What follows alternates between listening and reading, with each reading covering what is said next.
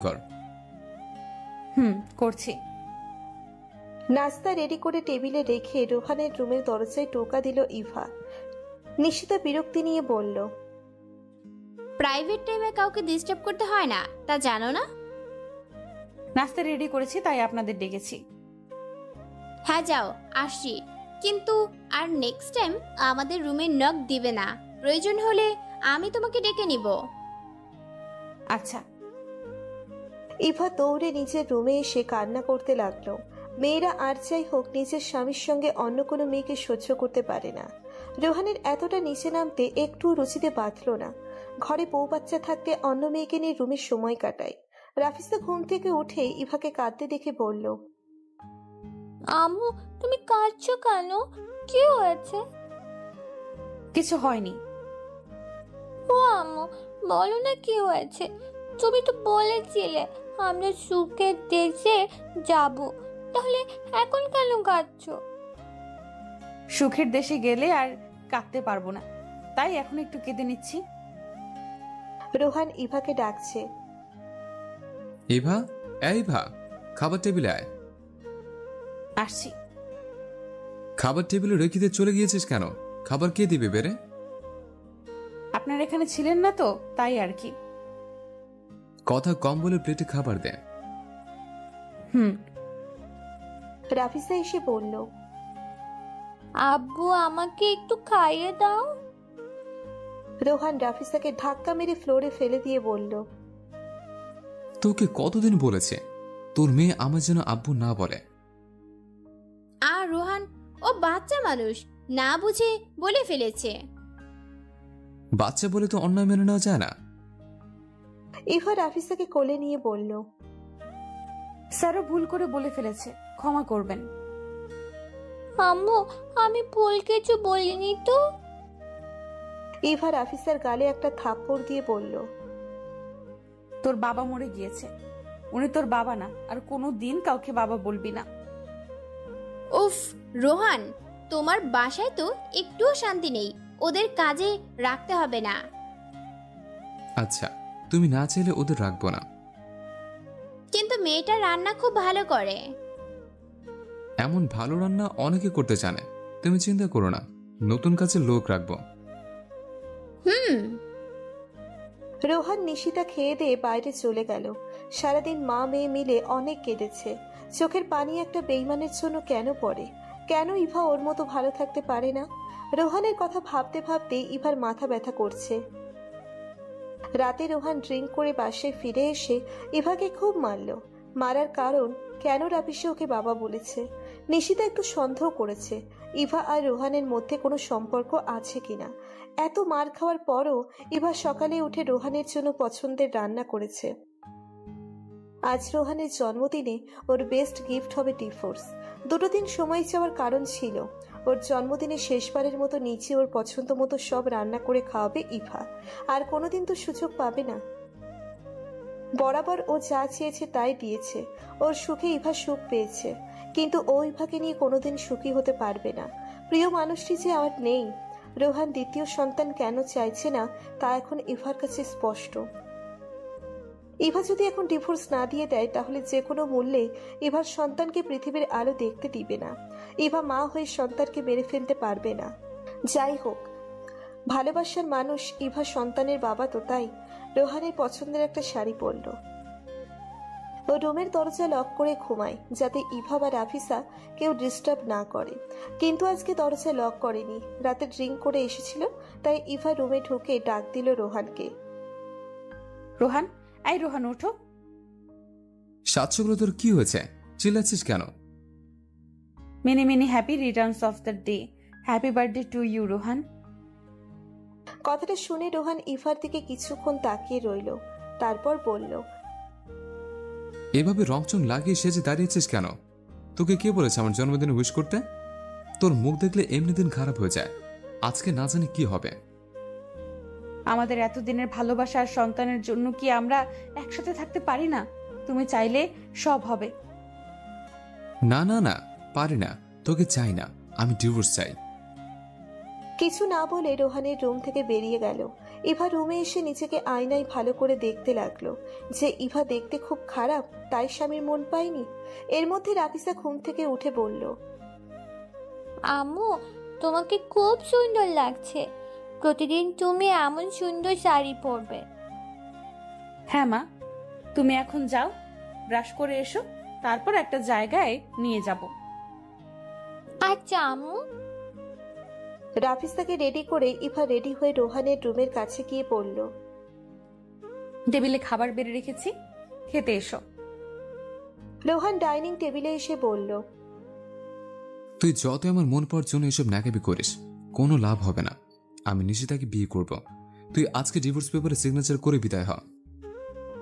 রোহানের সামনে divorce paper এনে signature করে দিল ইভা। সিগনেচার করার সময় ভেবেছিল রোহান বলবে, সিগনেচার করো না, আমাকে ক্ষমা করে দাও, আবার নতুন করে সব শুরু করব। কিন্তু না, ইভা বারবার ভুল করে। সিগনেচার করে দিয়েছি, এবার খুশি তো? হ্যাঁ, অনেক খুশি। এখন তোমাকে কিছু কথা বলি। মনে আছে আমি ফুল কিনতে গিয়েছিলাম, সেদিন আমাকে নষ্টা মেয়ে বলেছ, কিন্তু সেটা আমি তোমার জন্য হয়েছি। তোমাকে আজকের দিনে ফুলের তোড়া দিব, তাই সেদিন ওই ছেলেটাকে বলেছিলাম আজকে যেন বাসায় ফুলের তোড়া দিয়ে যায়। আর ডেলিভারি ম্যান বাসায় পার্সেল নিয়ে এসেছিল। সেটা আমি তোমার জন্য কয়েকটা জিনিস অনলাইনে অর্ডার দিয়েছিলাম, কিন্তু তুমি আমাকে বললে আমার প্রেমিক দিয়েছে। একটা বার যদি পার্সেলটা খুলে দেখতে, তাহলে আমাকে খারাপ কথা বলতে রুচিতে বাধ্য। আর 2 দিন সময় চাওয়ার কারণ ছিল আজ তোমার জন্মদিনে তোমার বেস্ট গিফট দিব। দেখো, তোমার বেস্ট গিফট দিয়ে দিয়েছি। ইভা, তুমি আমার জন্য এত কিছু করেছো, আর আমি তোমার সাথে কি না খারাপ ব্যবহার করেছি। তুই কি ভাবলি আমি এখন তোকে মেনে নিব? তা কখনো ভাবিস না। রোহানের কথা শুনে চোখের পানি পড়তে লাগলো। প্রিয় মানুষের খারাপ রূপ সহ্য করা যায় না। আমাকে ভোলানোর জন্য এসব নাটক করার কোনো দরকার নেই। এখন তোরা মা মেয়ে আমার বাসা থেকে চলে যা। চলে যাব। এখন তুমি খেয়ে নাও। তোদের যত যা কিছু আছে সব নিয়ে যাস। আচ্ছা। ইভা আর রাফিসার সবকিছু প্যাক করে নিল। আড়াল থেকে ইভা দেখলো রোহান তৃপ্তি সহকারে ইভার রান্না করা খাবার খাচ্ছে। ঘুম থেকে উঠে মেয়েটা কিছু খায়নি, তাই ইভাকে বলল, আম্মু, আমার খিদে পেয়েছে। বাইরে গিয়ে খেয়ে নিব, এখন চলো। আচ্ছা। রোহানের খাওয়া শেষ, তখন ইভা গিয়ে বলল, আমরা চলে যাচ্ছি, নিজের খেয়াল রেখো। যা। রাফিসা রোহানের হাত ধরে বলল, আব্বু, তোমাকে আমি খুব জ্বালিয়েছি, এখন থেকে আর কেউ তোমাকে জ্বালাবে না।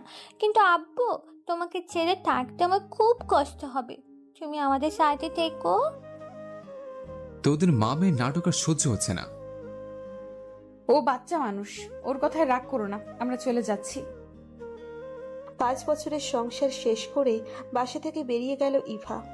ছোট্ট মেয়েকে নিয়ে বাবার বাড়ি যাওয়া ছাড়া আর কোনো জায়গা নেই, তাই ইভা বাবার বাড়ির উদ্দেশ্যে রওনা দিল। রাফিসাকে পথে খাওয়ানোর জন্য কেক, কলা, পানি কিনে দিয়েছে। মেয়েটা বাসে উঠলে ঘুমিয়ে পড়ে, কিন্তু ইভার ঘুম আসে না। পুরনো স্মৃতি বারবার মনে পড়ছে ইভার। রোহানের সাথে বিয়ের পর থেকে ইভা বাবার বাড়িতে 2-3 দিনের বেশি থাকতে পারত না। একবারও ইভাকে বাস স্টপে পৌঁছে দিতে কান্না শুরু করলো। ইভাকে ছাড়া থাকতে পারবে না, তাই ও ইভার সাথে বাবার বাড়ি এলো। একটু চোখের আড়াল হলে ইভা ইভা বলে চিল্লাচিল্লি শুরু করত। আর আজ সারা জীবনের জন্য ওকে ছেড়ে চলে এলো, তাও কষ্ট পেল না। ভালোবাসার পরিণতি কি শুধু একতরফা কষ্ট পাওয়া? অন্যজন সুখে থাকা, এটা কেমন নিয়তি? ওর হাজারো স্মৃতি ভাবতে ভাবতে বাবার বাসায় পৌঁছে গেল ইভা। কলিং বেল বাজাতে ইভার মা দরজা খুলল। মাকে দেখে নিজেকে কন্ট্রোল করতে পারল না ইভা। মাকে জড়িয়ে ধরে কেঁদে দিল। কি হয়েছে মা তোর? তুই কাঁদছিস কেন? ইভার বাবা এসে রাফিসাকে কোলে নিয়ে বলল, নানু ভাই, তোমার আম্মু এত কাঁদছে কেন? আমরা বাবাকে ছেড়ে চলে এসেছি। ইভার মা দুজনকে ভেতরে নিয়ে গিয়ে সোফায় বসালো। ইভা শুধু কেঁদে যাচ্ছে, কিছু বলার মতো অবস্থায় নেই। ইভা মাকে বলল 1 গ্লাস পানি দিতে। একটু শান্ত হ মা, তারপর খুলে বল তোর কি হয়েছে। নিজেকে একটু শান্ত করে রাফিসাকে বলল, তুমি একটু নানুর রুমে গিয়ে শুয়ে থাকো, নয়তো ক্লান্ত হয়ে পড়বে। রাফিসা বাধ্য মেয়ের মতো চলে গেল। তারপর ইভা মা বাবাকে সব কিছু বলল। বাবা মা দুজনেই খুব কষ্ট পেয়েছে। ইভা তাদের আদরের একমাত্র মেয়ে। ইভার সব কথা শুনেছে, কোনোদিন ইভার অমতে কিচ্ছু করেনি, এবং ইভাও তাদের সব কথা শুনে মেনে চলেছে। আর ইভা আজ সুখী হতে পারল না। ইভার 2 ভাই আছে, তারাও বিয়ে করে সুখী আছে। ইভার বাবা মায়ের সাথে থাকে, একজন শ্বশুর বাড়িতে গিয়েছে আর অন্যজন ইভার ফুপির বাসায় গিয়েছে। ইভা এসেছে শুনে ওরা কালকে চলে আসবে, কিন্তু ইভা ভাবতেছে কি করে 2টো সন্তান নিয়ে থাকবে, কি করে খরচ চালাবে। সারা দিন রাত বাবা মা ইভাকে অনেক বুঝিয়েছে, তারা ইভার পাশে আছে। পরের দিন ইভার ভাইয়া আর ভাবিরা বাসায় আসলো। তোর সংসারে এত ঝামেলা হয়েছে যে শেষ পর্যন্ত ডিভোর্স দিয়ে দিয়েছিস, আর আমাদের জানানোর প্রয়োজন বোধ মনে করিসনি? হ্যাঁ, আমরা সবাই বুঝিয়ে বললে হয়তো রোহান তার সাথে থাকতো। কম চেষ্টা তো করিনি ওর সাথে থাকার জন্য। আর তোমরা জানো ওর সাথে এসব নিয়ে কথা বলো না, তো তা আমাকে স্পষ্ট করে জানিয়ে দিয়েছে, তাই তোমাদের অপমান করতে চাইনি। একমাত্র আদরের বোন, তোকে কোনোদিন একটা থাপ্পড় পর্যন্ত দেইনি, আর ও তোর সাথে এত নিষ্ঠুর ব্যবহার করেছে, আর তুই আমাদের অপমানের কথা চিন্তা করে কিছু না জানিয়ে ভুল করেছিস। আমি মনে করি ইভা তোমাদের না জানিয়ে কোনো ভুল করেনি, কারণ কোনো মেয়ে চায় না তার বাবার বাড়ির লোকজন শ্বশুর বাড়ির কেউ অপমান করুক। তোমাদের কিছু বলতে গেলে আমার উপর রাফিসের উপর নির্যাতন বেশি হতো। তোমরা ভাবতে পারবে না রোহানের খারাপ রূপ কতটা ভয়ানক। ওনার ছেলের এত সাহস কিভাবে যে আমার মেয়ের গায়ে হাত তোলে, এমনকি দুধের বাচ্চার গায়ে হাত তুলতে ছাড়েনি? না বাবা, ওর বাবা মা এসব কিছু জানে না, আর ওনারা খুব ভালো। তাদের ছেলে খারাপ হয়ে থাকলে তাদের তো কোনো দোষ নেই। ওদের তো ডিভোর্স হয়ে গেছে, এখন আমাদের কোনো অধিকার নেই রোহান ভাইয়ার সাথে এসব বিষয়ে কথা বলার। আর যে নিজের সংসার করতে চায় না তাকে 1000বার বুঝিয়েও কোনো লাভ হয় না। এখন থেকে ইভা শুধু ওর সন্তানদের কথা ভেবে নিজেকে শক্ত করবে। ইভা ওদের কথা শুনে কান্না করে দিল। ইভাকে পুরোপুরি একা করে দেয়নি, তার পরিবার তার পাশে আছে। ইভার মা ইভাকে বুকে জড়িয়ে বলল, মা, তুই কোনো চিন্তা করিস না, আল্লাহ যা করে ভালোর জন্যই করে। আমরা সবাই তোর সাথে আছি। সকাল থেকে এসে শুধু কথা শুনে যাচ্ছি, খাওয়া দাওয়া যে করতে হবে তা কি কারো মনে আছে? সবাই খেতে এসো। আমি কিছু খাবো না, এখন একটু ঘুমাবো। শোনো বাপু, আমাদের বাসায় থাকতে হলে আমাদের কথা শুনে চলতে হবে। এখন খেতে চলো। তুই বিকেলে রেডি হয়ে থাকিস, ডক্টরের কাছে নিয়ে যাব। না ভাইয়া, 2 দিন পরে যাব। মন মেজাজ একদম ভালো লাগছে না। এবার তোর কথা শুনলাম, এরপরে আর না। ইভার খাওয়ার কোনো ইচ্ছে নেই, তাও মা জোর করে খাইয়ে দিল। রাফিসার খেলার সাথে তিন্নি তিয়াসকে পেয়ে খুব খুশি। ও ভাবে ওর বাবা কিছুদিন পরে নিতে আসবে, কিন্তু ওর ভাবনা যে সত্যি হওয়ার না। তিনি ইভার বড় ভাইয়ের মেয়ে, 4র্থ শ্রেণীতে পড়ে, আর তিয়াস ছোট ভাইয়ের ছেলে, 3য় শ্রেণীতে পড়ে। ইভা শুয়ে শুয়ে ভাবতেছে রোহানের সাথে প্রথম দেখা। ওর বাবা মা, কাকা কাকি, মামা মামি, বন্ধুরা, কাজিনরা আর ও ইভাকে দেখতে এসে এঙ্গেজমেন্ট হলো। বাবা মাকে বলেছিল তাদের পছন্দ করা ছেলেকে বিয়ে করবে, তাই দেখতে এসে এঙ্গেজমেন্টে কোনো আপত্তি করেনি। সেদিন ইভা লাল রঙের শাড়ি পরেছিল আর রোহান কালো রঙের শার্ট। সুন্দর মানুষদের কালো রঙে বেশি সুন্দর লাগে। দুজনে আলাদাভাবে কথা বলতে গিয়েছিল, তখন ও বলল, আপনি পরিবারের চাপে পড়ে বিয়ে করবেন না। যদি নিজের ইচ্ছে থেকে বিয়ে করতে চান তাহলে আমার সাথে বিয়ে হবে, নয়তো না। না, আমি কারো চাপে পড়ে বিয়ে করতে যাচ্ছি না, নিজের ইচ্ছে। তাহলে আমারও বিয়ে করতে সমস্যা নেই। আপনার পছন্দের কেউ আছে নাকি? আরে না না, আপনাকে পছন্দ করে বিয়ের প্রস্তাব দিয়েছে।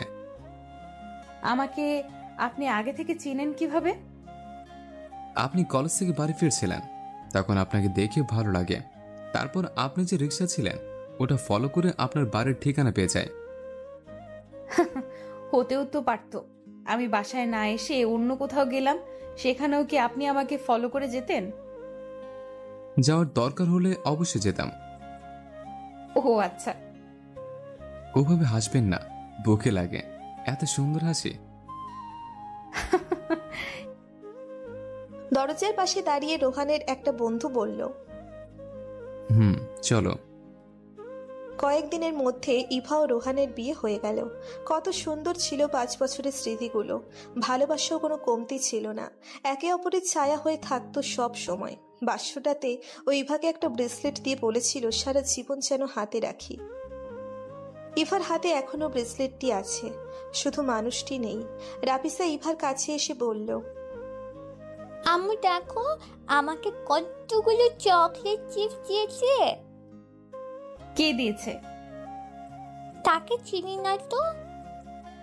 তোমাকে বলেছি না যে অপরিচিত কেউ কিছু দিলে নিবে না। উনি তো নানাদের বাসায় এসেছে, তারপর আমাকে দেখে এইসব দিয়েছে। এমন কে এসেছে? চলো তো গিয়ে দেখি। 6 বছর পরে তিহান ভাইয়ের সাথে দেখা ইভার। আগের থেকে বেশ পরিপাটি হয়েছে। আসলে সময়ের সাথে সবকিছু পরিবর্তন হয়। ইভার দিকে এক ধ্যানে তাকিয়ে আছে তিহান। তাই ইভা বলল, তিহান ভাই? হ্যাঁ হ্যাঁ বল, কেমন আছিস? এই তো ভালো আছি, তুমি কেমন আছো? ভালো। দেশে কবে এসেছো? 1 মাস হলো। ভাবি কেমন আছে? আরে আমি তো বিয়ে করিনি। সে কি, এখনো বিয়ে না করলে আর কবে বিয়ে করবে? আমার কথা বাদ দে, তোর কথা বল। সংসারে কে কে আছে, কেমন দিন যাচ্ছে সেসব বল। ইভা সংসারের কথা শুনে চোখে পানি চলে এলো। তাও ইভা নিজেকে কিছুটা কন্ট্রোল করে বলল, ভালো। তুমি বসো, মাকে ডেকে আনি। মামির সাথে দেখা হয়েছে, তুই বস। ও, তোর মেয়েটা দেখতে খুব মিষ্টি হয়েছে, একদম তোর মতোই। আমার মেয়ে তো আমার মতোই হবে। রাফিসা ইভারা ফোনটা হাতে করে নিয়ে এসে বলল, আব্বুকে একটু কল দাও, আমি কথা বলবো। না সোনা, এখন কথা বলা যাবে না। কেন যাবে না? ব্যস্ত আছে তো তাই। তুমি যাও, গিয়ে খেলা করো। না, আমি আব্বুর সাথে কথা বলবো। মেয়েটা এত জেদ করছে যখন, তাহলে একটু কথা বলিয়ে দে। সেটা সম্ভব নয়। বলে ইভা উঠে গেল। আড়ালে গিয়ে চোখে পানি মুছে রান্নাঘরে গিয়ে ছোট ভাবিকে বলল, ভাবি, তোমাকে কি ডেকেছি নাকি? আমি নিজে থেকে এসেছি, ফল শরবত বানিয়ে দিই। তোমার কোনো কাজ করতে হবে না, আমার সব কাজ করা কমপ্লিট। একটু রান্না তো করতে পারি। না পারো না, আমার সাথে এসো। তিহান দেশের আসার পর আজ প্রথম ইভাদের বাসায় এসেছে, তাই আজকে না খেয়ে থেকে যেতে পারবে না। বাসায় রান্নাবান্নার আয়োজন চলছে, কিন্তু ইভাকে কোনো কাজ করতে দিচ্ছে না। ইভার 4 মাসের প্রেগন্যান্সি চলছে। এর মধ্যেও ইভার স্বামী গায়ে হাত তুলত, আর পরিবারের কেউ ইভাকে সামান্য কাজও করতে দেয় না। প্রতিটা পরিবার যদি মেয়েদের অসহায় সময় শক্তি দেয়, তাহলে মেয়েরা সব কষ্ট ভুলতে সক্ষম হয়। ও হ্যাঁ, আপনাদের বলতে ভুলেই গিয়েছি, তিহান হচ্ছে ইভার মামাতো ভাই। তিহান আসার কারণে সবার ভালো লাগছে। তিহান খুব মিশুকে, যার জন্য সবাইকে অতি সহজে আপন করে নেয়। ওদিকে রোহান আজকে নিশিতাকে বিয়ে করেছে। নিশিতার বাবার অফিসে রোহান জব করে। রোহান দেখতে যেমন সুন্দর তেমন স্মার্ট, যে কেউ দেখলে ক্রাশ খাবে। নিশিতা মাঝে মাঝে অফিসে এসে রোহানের সাথে গল্প করত। রোহান নিয়ে বড় ক্লাবে পার্টিতে যেত। নিশিতা সারাক্ষণ টাকার অহংকার নিয়ে থাকত। সাথে রোহানকে বুঝতো টাকা ছাড়া কিছুই হয় না। রোহানও আস্তে আস্তে নিশিতার বিলাসিতায় আসক্ত হলো। রোহান ভাড়া বাসে ছেড়ে নিশিতাদের বাসায় গিয়েছে। দুপুরে খাওয়া দাওয়া শেষ করে ইভাদের বাসার সবাই তিহানের সাথে গল্প করতে আছে। সবাই ইভার মন ভালো করার জন্য নানাভাবে চেষ্টা করে। ইভা সবার সাথে বসে থাকলেও তার মন পড়ে আছে রোহানের স্মৃতিতে। সব কথা ইভা হ্যাঁ বলে যাচ্ছে। তিহান বলল, ইভা, তোর বরের সাথে আমাকে মিট করিয়ে দিবি না? একদিনের ছুটি নিয়ে আসতে বল। তিহানের কথা শুনে সবাই চুপ হয়ে গেল। কে কি উত্তর দিবে তাই ইভা বলল, না ভাইয়া, আমাদের ডিভোর্স হয়েছে। কথাটা বলে ইভা ওর রুমে চলে গেল। রাফিসা রোহানের ছবি সামনে নিয়ে শত কথা বলে যাচ্ছে।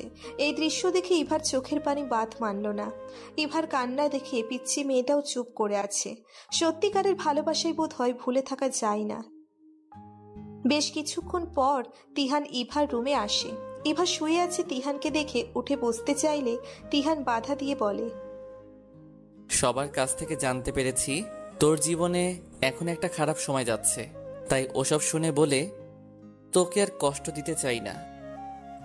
কষ্টের পথ তো সবেমাত্র শুরু। কিসের কষ্ট বল?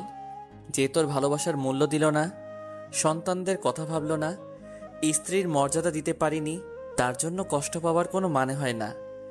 সে তো ঠিকই ভালো আছে। আমি ভালো থাকতে পারছি না, আমার অস্তিত্বের সাথে মিশে আছে। তোর সন্তানের কথা তো ভাবতে হবে। পারছি না।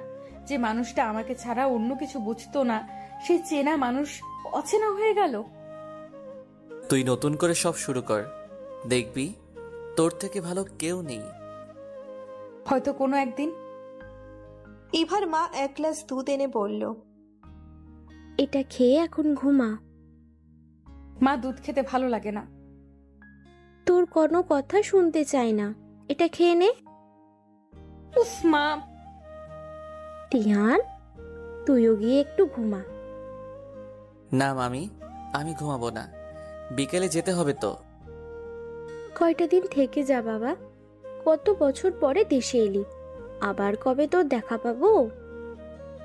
মামি, তুমি এত ইমোশনালি হয়ে কথা বলো যে কথা না রেখে উপায় নেই। আমি যতদিন বেঁচে আছি ততদিন বলবো। ইভা গ্লাসটা মায়ের দিকে ধরে বলল, খেয়েছি, এবার শান্তি। তুই সুখী হলে আমি শান্তি পাবো, তার আগে না। ইভার বাবার সাথে ইভার শ্বশুর শাশুড়ি ইভার রুমে আসে। ওনাদের দেখে ইভা অবাক হয়ে যায়। ওনারা এখানে কেন এসেছে? আমার ছেলে যে অন্যায় করছে তা ক্ষমার অযোগ্য। আমার ছেলের হয়ে আমি তোমার কাছে ক্ষমা চাচ্ছি। তোমার জীবনটা নষ্ট হয়ে গেল, তাতে তো আমি কিছু করতে পারলাম না, তবে আমি তোমাকে দোয়া করি তুমি যেন সুখী হও। আর মাঝে মাঝে আমাদের সাথে কথা বলো আর নাতনিদের দেখতে দিও, এটা তোমার কাছে আমার অনুরোধ। রোহানের বাবা ইভাকে এই কথাগুলো বলে কান্না করে দিল। তিনি অনেক অনুতপ্ত বোধ করছে। তার কান্না দেখে ইভাও কান্না করে দিল। রোহানের মা বলল, এই সময়ে একটু কাঁদবে না। যে তোমাকে টকিয়ে ভালো আছে তার জন্য একটু চোখের পানি ফেলবে না। তোমার কষ্ট হলে তো আমার নাতি নাতনিদেরও কষ্ট হবে। বুড়া বয়সে ওরা তো আমাদের শক্তি হবে। একটা মাত্র ছেলে থাকতেও এখন নেই। ইভার মা বলল, আপনাদের সাথে রোহান যোগাযোগ করতে চাইলে যোগাযোগ করবেন। শত হলেও তো ও আপনাদের ছেলে। আমার মেয়ের যা ক্ষতি হওয়ার হয়ে গেছে তা ফিরিয়ে আনা যাবে না। সন্তানেরা ভুল করলেও তাদের অস্বীকার করা যায় না। আপা, আমরা অনেক ভাগ্য করে আপনাদের মতো পরিবার পেয়েছি, বৌমা পেয়েছি, কিন্তু আমার ছেলে বুঝলো না। আপনারা এত কিছুর পরও আমাদের সাথে ভালো ব্যবহার করছেন, তাতে আমরা কৃতজ্ঞ। না মা, আপনারা নিজেদের দোষী ভাববেন না। যা হয়েছে সব আল্লাহর ইচ্ছেতে হয়েছে। আপনারা শুধু আমার জন্য দোয়া করবেন যেন আমার সন্তানদের ভালোভাবে মানুষ করতে পারি। হ্যাঁ মা, তোমাদের জন্য সবসময় দোয়া করি। রাফিসা ইভার সাথে ঘুমাচ্ছিল। সবার কথার আওয়াজ শুনে ঘুম থেকে উঠে গেল। দাদা দাদিকে দেখে খুব খুশি হয়েছে। কিছুক্ষণ আমাদের সাথে সময় কাটিয়ে বিকেলে ওনারা চলে গেল। সারাদিন সবার সাথে থেকে ভালো লেগেছে। সন্ধ্যায় সবাই চা খেয়ে টিভি দেখতে বসেছে। ইভার টিভি দেখতে একদম ভালো লাগছে না, তাই নিজের রুমে শুয়ে সেই রোহানের স্মৃতিতে চলে গেল। 5 বছরের স্মৃতিতে কম কিছু নেই, এগুলো ভুলে থাকা সম্ভব নয়। রোহান অফিসে থাকাকালীন সময়ে মাঝে মাঝে ভয়েস মেসেজ দিত। লক্ষ্মী শোনো পাখিটা, এখন খেয়ে নাও। আমি খেয়েছি। আজকে শাড়ি পরে রেডি থেকো, ঘুরতে নিয়ে যাব। খুব মিস করছে আমার মিষ্টি বউটাকে। ভয়েস মেসেজগুলো শুনে ইভার চোখের পানি আটকে রাখতে পারল না। তিহান ভাইয়া ইভার রুমে এসে বলল, দেখ যে হারে আমাদের দেশে ঝড় বৃষ্টি হচ্ছে তাতে সবাই দুর্ভোগে পড়েছে। তুই আর চোখের পানি দিয়ে ঘরে বন্যা তৈরি করিস না।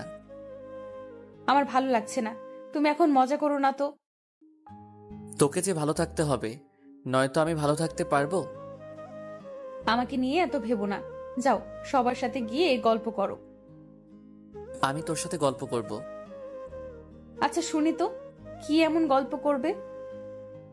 ছোটবেলায় আমি একবার গাছ থেকে পড়ে হাত ভেঙে গিয়েছিল। আম্মু সারাক্ষণ খেয়াল রাখতো আমার কখন কি দরকার পড়ে। স্কুলে গেলেও আম্মু স্কুলে গিয়ে বসে থাকতো। আমি ব্যথা পেয়ে কান্না করলে আমার কষ্ট দেখে আম্মু কাঁদতো। সন্তানেরা ভালো না থাকলে বাবা মাও ভালো থাকে না। দেখ, রাফিসা অসুস্থ হলে তোর কত কষ্ট হয়, ঠিক তেমন মামা মামিরও তোর জন্য কষ্ট হয়। তোর জীবন তো এখনো পড়ে আছে। আল্লাহ তোকে কম কিছু দেয়নি তো, তোর পরিবার তোর সাথে আছে। একটা মিষ্টি মেয়ে আছে, আবার একজন তোর কোল আলো করে আসবে, ছোট্ট হাত দিয়ে তোকে আদর করব। দুটো বাচ্চা সারাক্ষণ তোকে মা মা বলে ডাকবে। এর থেকে তোর আর কি চাই? আশা করি তুই ভালো থাকবি। তিহানের কথা শুনে ইভার চোখে পানি চলে এলো। ইভা বলল, হ্যাঁ ভাইয়া, তুমি একদম ঠিক বলেছ। আমি ভালো থাকবো আর কারোর জন্য কষ্ট পাবো না। ইভার বড় ভাবি আর ছোট ভাবি রুমে এসে বলল, আমার একটা মাত্র ননদকে মন মরা দেখতে ইচ্ছে করছে না, তাই চলে এলাম লুডো খেলতে। সাথে আমের আচার নিয়ে এসেছি ইভার জন্য। তোমরা দেখে আমার কথা ভুলে গেছো। এত স্মার্ট দেবরের কথা কি ভুলে থাকা যায়? তোমার জন্য চানাচুর নিয়ে এসেছি। না, আমার আমের আচারের ভাগ চাই। ছোটবেলার অভ্যাস তোমার গেল না, আমার জিনিসে খালি ভাগ বসাও। ঝগড়া তোলা থাক, এখন লুডো খেলা শুরু করি। চারজন মিলে লুডো খেলে কখন যে সময় পার করলো সেটা বুঝতে পারে না ইভা। রাতে খাওয়া শেষ করে ঘুমাতে গেল। রাফিসা ইভাকে জড়িয়ে ধরে ঘুমালো। আজকে ইভার মাও ইভার সাথে ঘুমাবে। ইভার মাথায় হাত বুলিয়ে দিচ্ছে। কখন সে ঘুমিয়ে গেল নিজেও বুঝতে পারে না। সকালে ইভার ফুপি এলো, মানে তিহানের মা। সবার থেকে ইভাকে একটু বেশি ভালোবাসে তো, তাই নিয়ে তিহান ভাইয়ার সাথে কত ঝগড়া করত। ইভা তিহানকে ডাকতে গেল, গিয়ে দেখে সে ঘুমাচ্ছে। তাই না ডেকে চলে আসবে, তখন চোখ গেল একটা ডায়েরির উপর। ইভা ভাবলো বাবার ডায়েরি ভুলে এখানে রেখে গিয়েছে, তাই ডায়েরিটা ইভা হাতে নিল। ডায়েরির প্রথম পৃষ্ঠায় লেখা ইভার ডায়েরি। লেখাটা দেখে চমকে উঠল ইভা, কারণ এটা বাবার ডায়েরি না, এটা তিহান ভাইয়ার ডায়েরি হবে। কিন্তু কেন আমার নামে এসব লেখা? কৌতূহল হলো, তাই ইভা ডায়েরি নিয়ে নিজের রুমে আসলো। তখন শুনতে পেল ইভা ফুপি বাবাকে বলছে, ইভাকে আমার ছেলের বউ করতে চাই, ভাইয়া আপনি আমার আবদারটা রাখেন। কথা শুনে ইভার খুব রাগ হলো। কেন সব সময় ইভার সাথে এমন হচ্ছে? ইভার কারো ভালোবাসায় জড়াতে চায় না। রুমে এসে দরজা লক করে ডায়েরি নিয়ে বসে পড়তে লাগলো। তিহান ইভার ফুফাতো ভাই হয়। তোকে সেই ছোটবেলা থেকে ভালোবাসি, তুই কি আমার ভালোবাসা বুঝিস না? তোর মুখে ভাইয়া ডাকটা একদম সহ্য হয় না। তোকে খুব বেশি ভালোবাসি। তুই হাসলে মনে হয় আমি খুব সুখী। আজকে অনেক সাহস নিয়ে তোকে প্রপোজ করতে গিয়েছিল, কিন্তু শুনলাম তুই বিয়ে করতে রাজি হয়েছিস। চলে যাচ্ছি প্রিয় মানুষকে ছেড়ে। এত বছর পরে তোকে দেখতে পেয়ে যতটা ভালো লেগেছে, ঠিক তত বেশি কষ্ট পেয়েছি তোকে কষ্ট পেতে দেখে। খুব ইচ্ছে করছে তোকে বউ করে পৃথিবীর সুখ এনে দেই, কিন্তু আমি যে নিরুপায়। তিহানের ডায়েরিতে হাজারটা কথা লেখা আছে শুধুমাত্র ইভাকে নিয়ে। তিহান সব সময় ডায়েরিটার সাথে নিয়ে ঘোরে, আর ঘুম থেকে উঠে ডায়েরির ভেতর ইভার একটা পিক আছে সেটা দেখে। আজকে ঘুম থেকে উঠে ডায়েরিটা দেখতে না পেয়ে তন্ন তন্ন করে খুঁজতে লাগলো। ইভা রুমের দরজায় নক করলো। এই ইভা, দরজা খোল, তাড়াতাড়ি দরজা খোল তো। ইভা দরজা খুলে বলল, কি হয়েছে কি? সামনে থেকে সর। কেন? আমার দরকারি জিনিস খুঁজছি। সেটা কি? খপ করে ডায়েরিটা তিহান হাতে নিয়ে বলল, তুই আমার ডায়েরিতে কেন হাত দিয়েছিস? অন্যের পার্সোনাল কোনো কিছু দেখতে নেই, তা জানিস না? ভাইয়া তুমি কেন এমন করছো? তুমি কেন বোঝো না আমার জীবন নষ্ট হয়ে যাবে? আমার জীবন নিয়ে তোকে ভাবতে হবে না। আগে কোনোদিন ভাবিসনি, এখন ভেবে করবি কি? যত সব। তিহান রাগে কচকচ করতে করতে চলে গেল। ইভা খাটের উপর ধপাস করে বসে পড়ল। ইভা ভাবছে, এসব কি হচ্ছে?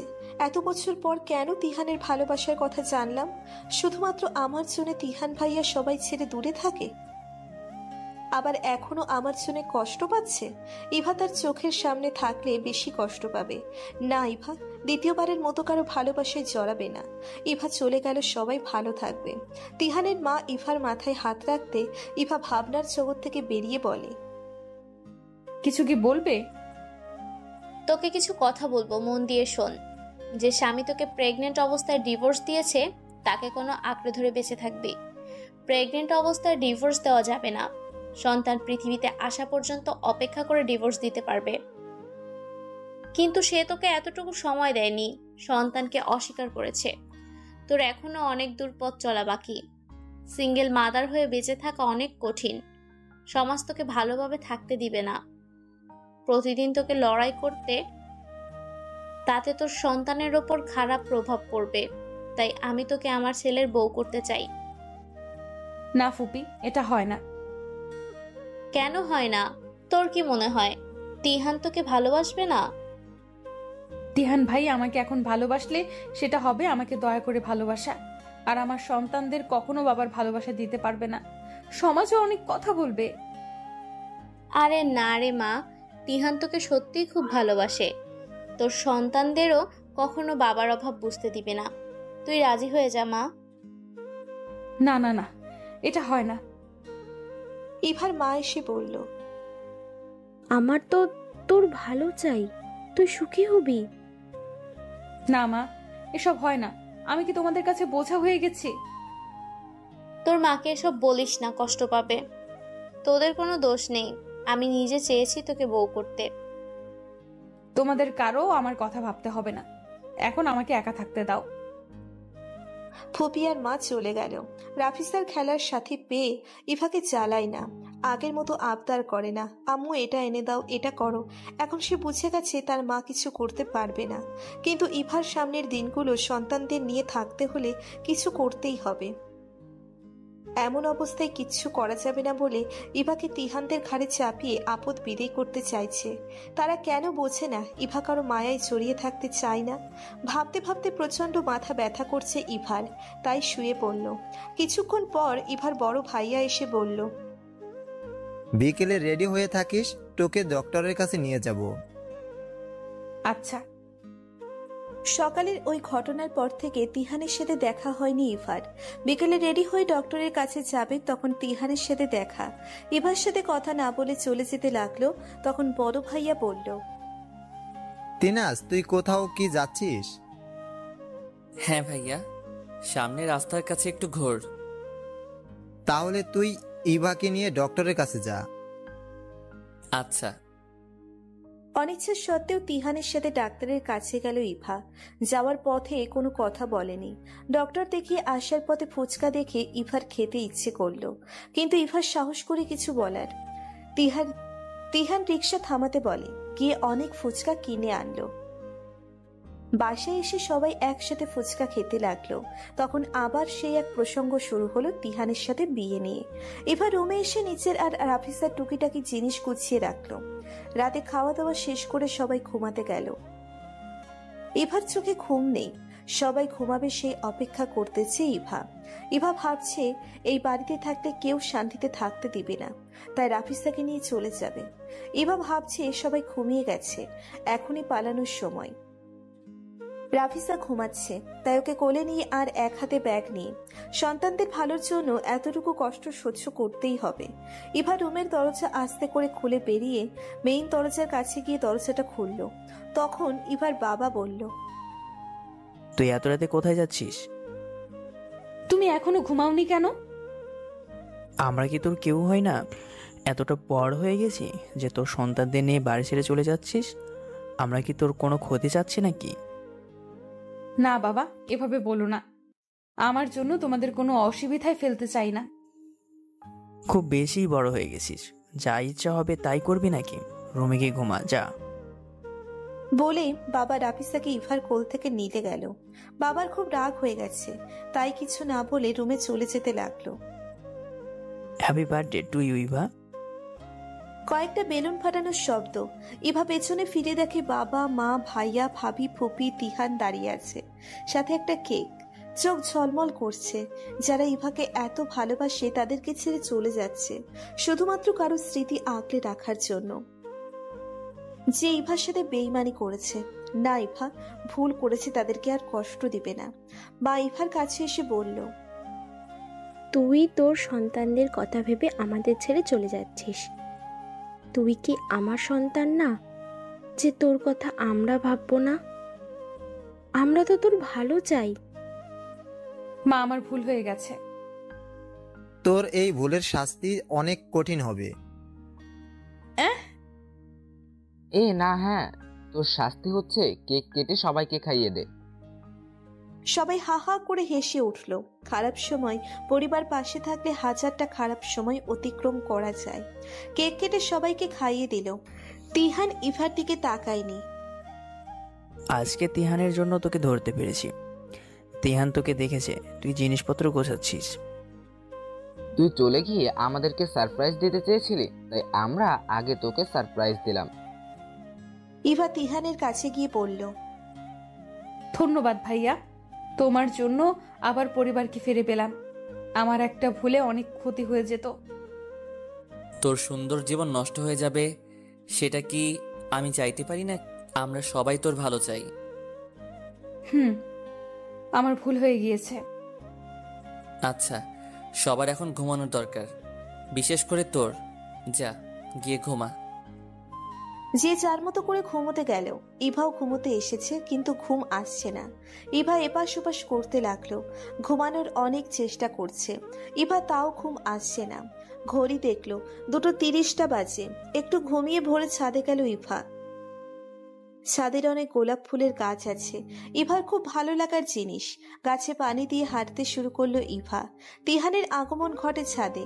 ইভাকে দেখে বলল, তোর এই সময় ছাদে আসা একদম উচিত হয়নি, আর কখনো একা আসবি না। জানি উচিত হয়নি, তাও প্রকৃতির সাথে একা থাকতে ইচ্ছে হলো। বেবিটা আসুক, তারপর তোর যত খুশি একা থাকিস। আমাকে এত ভালোবাসো, তাহলে সেদিন অন্যের বউ হতে দিয়েছিলে কেন? তোকে বলার সাহস পাইনি। সাহস করে বলে দিতে, যা হবার হতো। বুঝতে পারিনি তুই এত তাড়াতাড়ি আমাকে ছেড়ে যাবি। এখন নিজের জীবনটা গুছিয়ে নাও।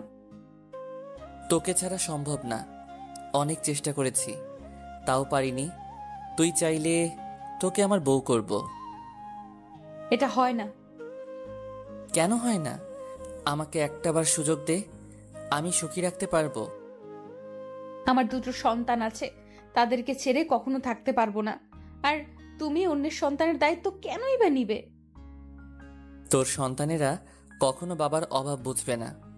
আমি ভালো বাবা হয়ে দেখাবো। না ভাইয়া, চাইলেই সব হয় না। তিহান ইভার হাত ধরে বলল, শুধু একটাবার আমাকে বিশ্বাস করে দেখ, তোর বিশ্বাসের মর্যাদা রাখবো। ইভা হাতটা সরিয়ে দিয়ে বলল, আমি প্রতিষ্ঠিত হতে চাই, কারোর উপর ডিপেন্ড করে বাঁচতে চাই না, কারণ আমার মনে হবে সে আমাকে দয়া করছে।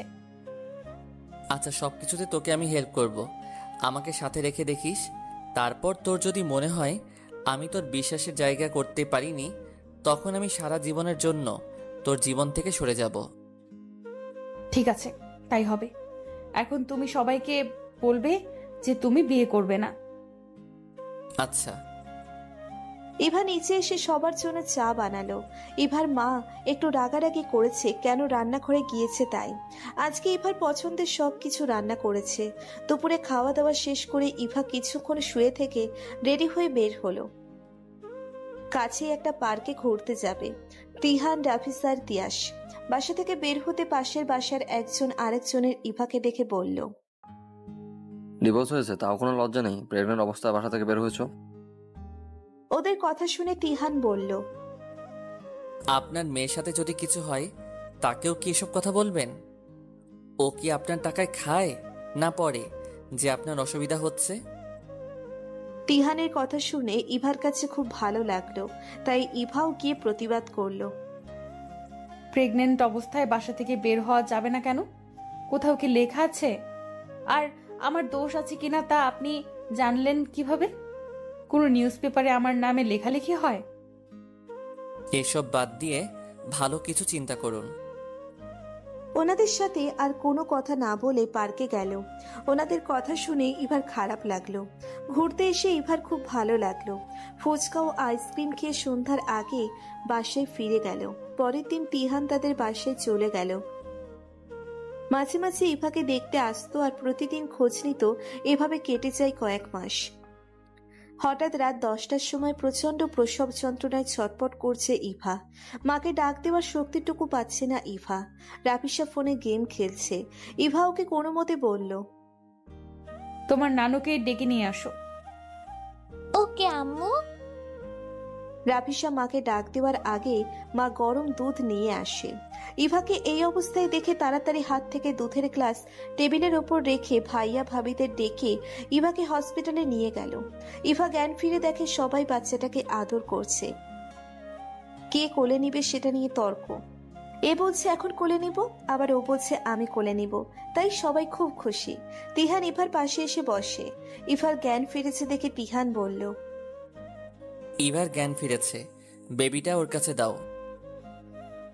ইভার মা এসে কাছে বেবি দিল। ছেলেটার মুখ দেখে সব কষ্ট এক নিমেষে ভুলে গেল ইভার। অনেক রাত হয়েছে, তাই সবাই কিছুক্ষণ থেকে বাসায় চলে গেল। রাতে তিহান একা থেকেছে। খুব সকালে ঘুম ভেঙে গেছে ইভার। চোখ গেল তিহানের দিকে। ও চেয়ারের সাথে হেলান দিয়ে ঘুমোচ্ছে। মানুষটা সত্যি ইভার জন্য অনেক করেছে। পরিবারের সাপোর্টের সাথে ও ইভার শক্তি ছিল। ছায়ার মতো তিহান ইভার সাথে ছিল। অনেকবার মনে করেছে ও ইভাকে দয়া করছে, কিন্তু না, ইভার ভুল ভেঙেছে। তিহান যা করছে সব মন থেকে ইভাকে ভালোবেসে করছে। ইভা এক ধ্যানে তিহানের দিকে তাকিয়ে আছে। ওর ঘুম ভেঙে গেছে। ইভাকে বলল, তোর কি অসুস্থ লাগছে? না, আমি ঠিক আছি। বাবুটাও ঘুম থেকে উঠে গেছে। তিহান কোলে নিয়ে হাঁটছে আর কত কথা বলছে। মনে হচ্ছে বাবা ছেলে কথা বলছে। দেখ ইভা, তোর ছেলের হাসি কি মিষ্টি। আমার সোনা বাবা। ভাইয়া, তুমি তো ওর মতো বাচ্চা হয়ে গেছো। একদম ভাইয়া বলবি না। ছেলের বাবা হয়ে গেলাম আর এখনো ভাই ভাই করে। কি বলছো এসব? ভেবে বলো। আমি ঠিকই বলছি, ওর বাবা আমি হব। এবার তোর আর কোনো কথা শুনবো না। এটা হয় না। হয় কি না তা আমি বুঝে নিব। একটা কথা ছিল, বলবো? তোর 1000টা কথা শুনতে রাজি আছি, তুই বল। একটা স্কুলে জবের জন্য অ্যাপ্লাই করেছিলাম। ওনারা ইন্টারভিউ দিতে ডেকেছে। খুব ভালো কথা। তুই জব করলে আমার কোনো আপত্তি নেই। তোকে আমি নিজে ইন্টারভিউ দিতে নিয়ে যাব। তুমি খুব ভালো ভাইয়া। আবার ভাইয়া বললে মাইট দিব। রাফিসা এসে ভাইকে কোলে নিয়ে কত আদর করছে। তিন্নি তিয়াসও কম না। ওরাও ছোট ভাইকে নিয়ে খুব আদর করছে। একটা বাচ্চা আসায় সবার মুখে হাসি, কিন্তু যে বাচ্চার বাবা ছিল সে খুশি হতে পারেনি। আজও তার কথা ভাবলে চোখে পানি আসে ইভার। ইভার মা ইভার পাশে বসে বলল, মারে, এই খুশির দিনে চোখে পানি আনতে নেই। ওরা তো তোর সব এখন, আর কষ্ট পাওয়ার সময় না। হ্যাঁ মা, আমি আর কষ্ট পাবো না। আমার সোনা মেয়ে। 4 দিন হসপিটালে সারাক্ষণ তিহান সাথে ছিল। অনেক করে বলেছে বাসায় যেতে, কিন্তু না, তার এক কথা, ইভাকে বাসায় পৌঁছে দিয়ে তার ছুটি হবে, তার আগে না। মা বাবা ভাইয়া বাবুকে নিয়ে আগে গাড়িতে গিয়ে বসেছে। ইভার তিহান হসপিটাল থেকে বের হতে চোখ গেল রোহানের দিকে। সাথে নিশিতাও ছিল। একটা দীর্ঘ নিঃশ্বাস ফেলে ওদের এড়িয়ে যেতে লাগলো। তখন নিশিতার ইভার কাছে এসে বলল, কেমন আছো ইভা? ভালো, আপনি? ভালো। সামান্য একটা কাজের মেয়ে হয়ে এত নামি দামি হসপিটালে কি করছো? সেটা আপনার না জানলেও চলবে। রোহান এসে বলল, যার তার সাথে পাবলিক প্লেসে কথা বলাটা আমার একদম পছন্দ না। এখানে থেকে চলো। না, দাঁড়াও শুনি। ওর দিনকাল কেমন যাচ্ছে, আর আমাদের বাসায় কাজের লোকের দরকার আছে, ওকে রাখলে ভালো হয়। তিহান এবার রেগে বলল, আপনি কাকে কাজের লোক বলছেন? হ্যাঁ, জানেন আপনার স্বামীর আসল কুকীর্তি কি? এই মেয়েটা আপনার স্বামীর প্রাক্তন স্ত্রী। মানে কি? মানে খুব সহজ। আপনার স্বামীর প্রাক্তন স্ত্রী যাকে কাজের লোক বলছেন, সে ছিল তাকে ঠকিয়ে আপনাকে বিয়ে করেছে এবং আপনাকেও ঠকিয়েছে মিথ্যা কথা বলে। ইভা 4 মাসের প্রেগনেন্ট ছিল, তখন ডিভোর্স দিয়েছে। ভাবতে পারছেন কতটা নিচু মনের মানুষ? আপনার টাকার লোভে পরে বিয়ে করেছে। এখন আপনার থেকে বেশি টাকাওয়ালা মেয়েকে পেলে আবার যেন বিয়ে না করে, সেদিকে নজর রাখবেন। তিহান চুপ করো, চলো এখন। কাজটা ঠিক করিস নে। কাজটা ঠিক করেছি কিনা তা আপনার থেকে জানার কোনো ইচ্ছে নেই।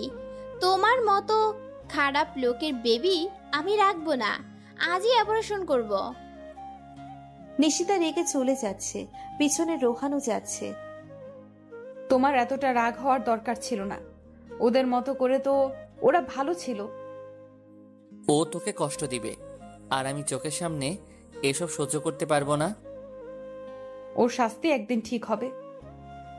আমিও চাই ওর কঠিন শাস্তি হোক। শাস্তির আগুন তো তুমি শুরু করে দিলে। এটা ওর প্রাপ্য ছিল। বাসায় সারাক্ষণ বাচ্চাদের হই হুল্লোড় লেগে আছে। তিহান বাসায় এসে কিছু সময় ঘুমিয়ে আবার লেগে পড়েছে বাচ্চাদের সাথে খেলতে। ফুপি এসে বলল, জানিস ইভা, গত 6 বছরে তিহানকে এরকম খুশি দেখিনি। তোর বাচ্চাদের নিয়ে আমার ঘর খুশিতে ভরে দে মা।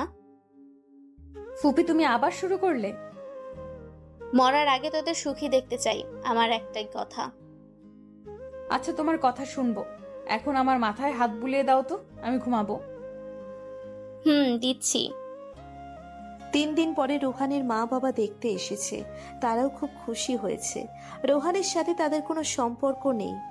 রাতে বাবা আর ফুপি ইভার রুমে এসে বলল, 10 দিন পরে তোর আর তিহানের বিয়ে হবে, আমার কথার নড়চড় হবে না। না বাবা, আমার একটু সময় চাই। তোকে অনেক সময় দেওয়া হয়েছে, আর সময় দিতে পারবো না। তিহান এসে বলল, ওকে বিয়ের জন্য জোর করতে হবে না। আমি আমেরিকা চলে যাচ্ছি খুব তাড়াতাড়ি। ইভাকে আমার সবাই অনেক বুঝিয়েছি, অনেক সময় দিয়েছি। এখন আমার পক্ষে কিছু করা সম্ভব না, তাই বিদেশে চলে যাব। না বাবা, তুই বিদেশে যাস না, আমরা সবাই আছি তো। এবার ঠিক বিয়েতে রাজি হয়ে যাবে। না মামা, জোর করে কারো মন পেতে চাই না। যে এতদিনে আমাকে বুঝলো না, সে আর কখনো বুঝতে পারবে না। মা, সকলে আমরা বাসায় চলে যাব, রেডি থেকো। তিহান রুম থেকে বেরিয়ে গেল। এবার ফুপি বলল, তোকে আর আমি জোর করব না। জোর করে কোনো সম্পর্কে সুখী হওয়া যায় না, তাই তোর ইচ্ছের বিরুদ্ধে বিয়ে করতে হবে না। ইভার বাবাও রুম থেকে বেরিয়ে গেল। ফুপিও চোখ মুছতে মুছতে বেরিয়ে গেল। সকালে তিহান ফুপি রেডি হয়েছে বাসায় যাওয়ার জন্য। রাফিসার সাথে তিহানের খুব ভাব। রাফিসা তিহানকে বলল, তুমি আমাকে ছেড়ে চলে গেলে আমাকে কে করতে নিয়ে যাবে বলো? তোমাকে ছেড়ে থাকতে আমারও কষ্ট হবে, কিন্তু আমার অনেক কাজ আছে, তাই যেতে হবে। তিহান রাফিসাকে আদর করে ফুলি ডাকে, তোমার সাথে আমিও কাজ করব, আমাকে নিয়ে যাও। না ফুলি, আমি কিছুদিন পরে আবার আসবো। আবার আসলে আমাকে নিয়ে যাবে তো? তিহানের চোখ ছলছল করছে। সবার সামনে নিজেকে কন্ট্রোল করছে সেটা বুঝতে পারছে ইভা। ইভা দরজার এক কোণে দাঁড়িয়ে, আর কোলে ছোট্ট ঈশান আছে। ছোট্ট ভাবি ইভাকে আস্তে করে বলল, বোন আমার, তুমি তিহানকে যেতে দিও না, এখনো সময় আছে, তিহানকে আটকাও। ভাবি, আমি কি দ্বিতীয়বার সুখী হতে পারবো? কোনো গ্যারান্টি আছে? খুব সুখী হবে। দেখেছো রাফিসার সাথে ভাইয়ের সম্পর্ক কত ভালো। মনে হয় বাবা চলে যাচ্ছে তাই মেয়ে কাছে। বড় ভাবি বলল, ইভা যাও, তিহানকে আটকাও। আচ্ছা, তোমাদের সবার কথা রাখলাম। তিহান শেষবারের মতন ঈশানকে কোলে নেওয়ার জন্য ইভার কাছে এসে বলল, ঈশানকে একটু কোলে নিব। নাও। ঈশান কোলে নিয়ে খুব আদর করলো। তখন ইভা সাহস করে বলল, সারা জীবন বাচ্চাদের বাবার আদরে বড় করবে? তিহান ইভার কথা শুনে একগাল হাসি দিয়ে বলল, সত্যি তুই চাস আমি ওদের বাবা হই? চাই। তুমি তোমার ফুপি আর পুচকের বাবা হও। তিহান ফুপির কাছে গিয়ে বলল, মা, ইভা বিয়েতে রাজি হয়েছে। সত্যি ইভা, তুই রাজি হয়েছিস? হবে। রুমে চলে এলাম। দ্বিতীয় বিয়ে, তাও দুটো বাচ্চা নিয়ে সহ। লজ্জা তো করবেই। বাবা বাজার থেকে এসেছে শুনে ইভা বিয়ে করতে রাজি হয়েছে, তাতে খুব খুশি হয়েছে। ভাই, ভাবি, মা তারাও খুব খুশি। এখন সবার খুশিতে ইভাও খুশি হয়ে গেছে। নিজের জন্য আলাদা কোনো ভালো লাগা নেই। জীবনের সব ভালো লাগার রং মুছে গেছে। অনেকদিন হলো শাড়ি পরে না, তাই আলমারি থেকে লাল কালো কম্বিনেশন কালারের শাড়ি বের করে পরল ইভা। হাতে কয়টা চুড়ি, কানে ঝুমকো আর চুলগুলো খোপা করা। এমন সময় বড় ভাবি এসে বলল, ওয়াও, এতগুলো কিউট লাগছে। দেখি দেখি, কার নজর যেন না লাগে। আরে ভাবি, কি করছো? এই বুড়ো বয়সে আমার দিকে কেউ তাকাবে না, আবার তো নজর।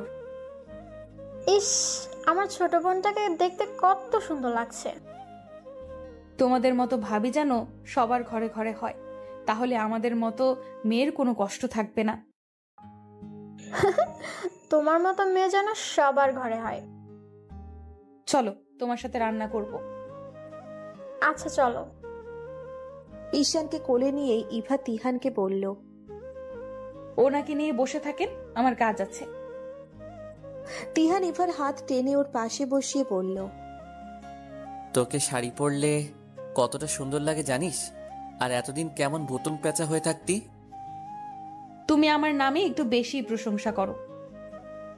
আমার কি খেদে কাজ নেই যে তোর নামে প্রশংসা করব? যেটা সত্যি আমি সেটা বলেছি পাগলি। হয়েছে, আর বলতে হবে না। আমি রান্না করতে যাব। একটু সময় আমার কাছে থাক। না, এখন সময় নেই। একটু কি ভালোবাসা যায় না?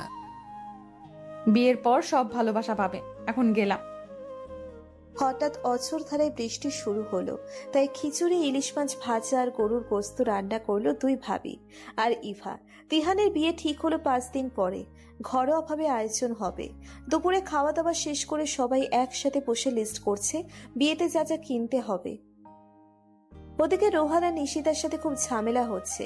নিশিতা সব সত্যি জানার পর রোহানকে ডিভোর্স দেওয়ার সিদ্ধান্ত নিয়েছে। রোহান অনেক আকুতি মিনতি করছে ক্ষমা করে দেওয়ার জন্য, তাই নিশিতা বলেছে ক্ষমা করতে পারে, একটা শর্তে। সেটা হচ্ছে বেবি অ্যাবর্শন করবে, তাহলে রোহানের সাথে থাকবে। নিশিতার সাথে থাকলে রোহান সব সম্পত্তি, বড়লোক, বিলাসিতা উপভোগ করতে পারবে। তাই বেবি অ্যাবর্শন করতে রাজি হলো। নিশিতার এত তাড়াতাড়ি বেবি নেওয়ার ইচ্ছে ছিল না।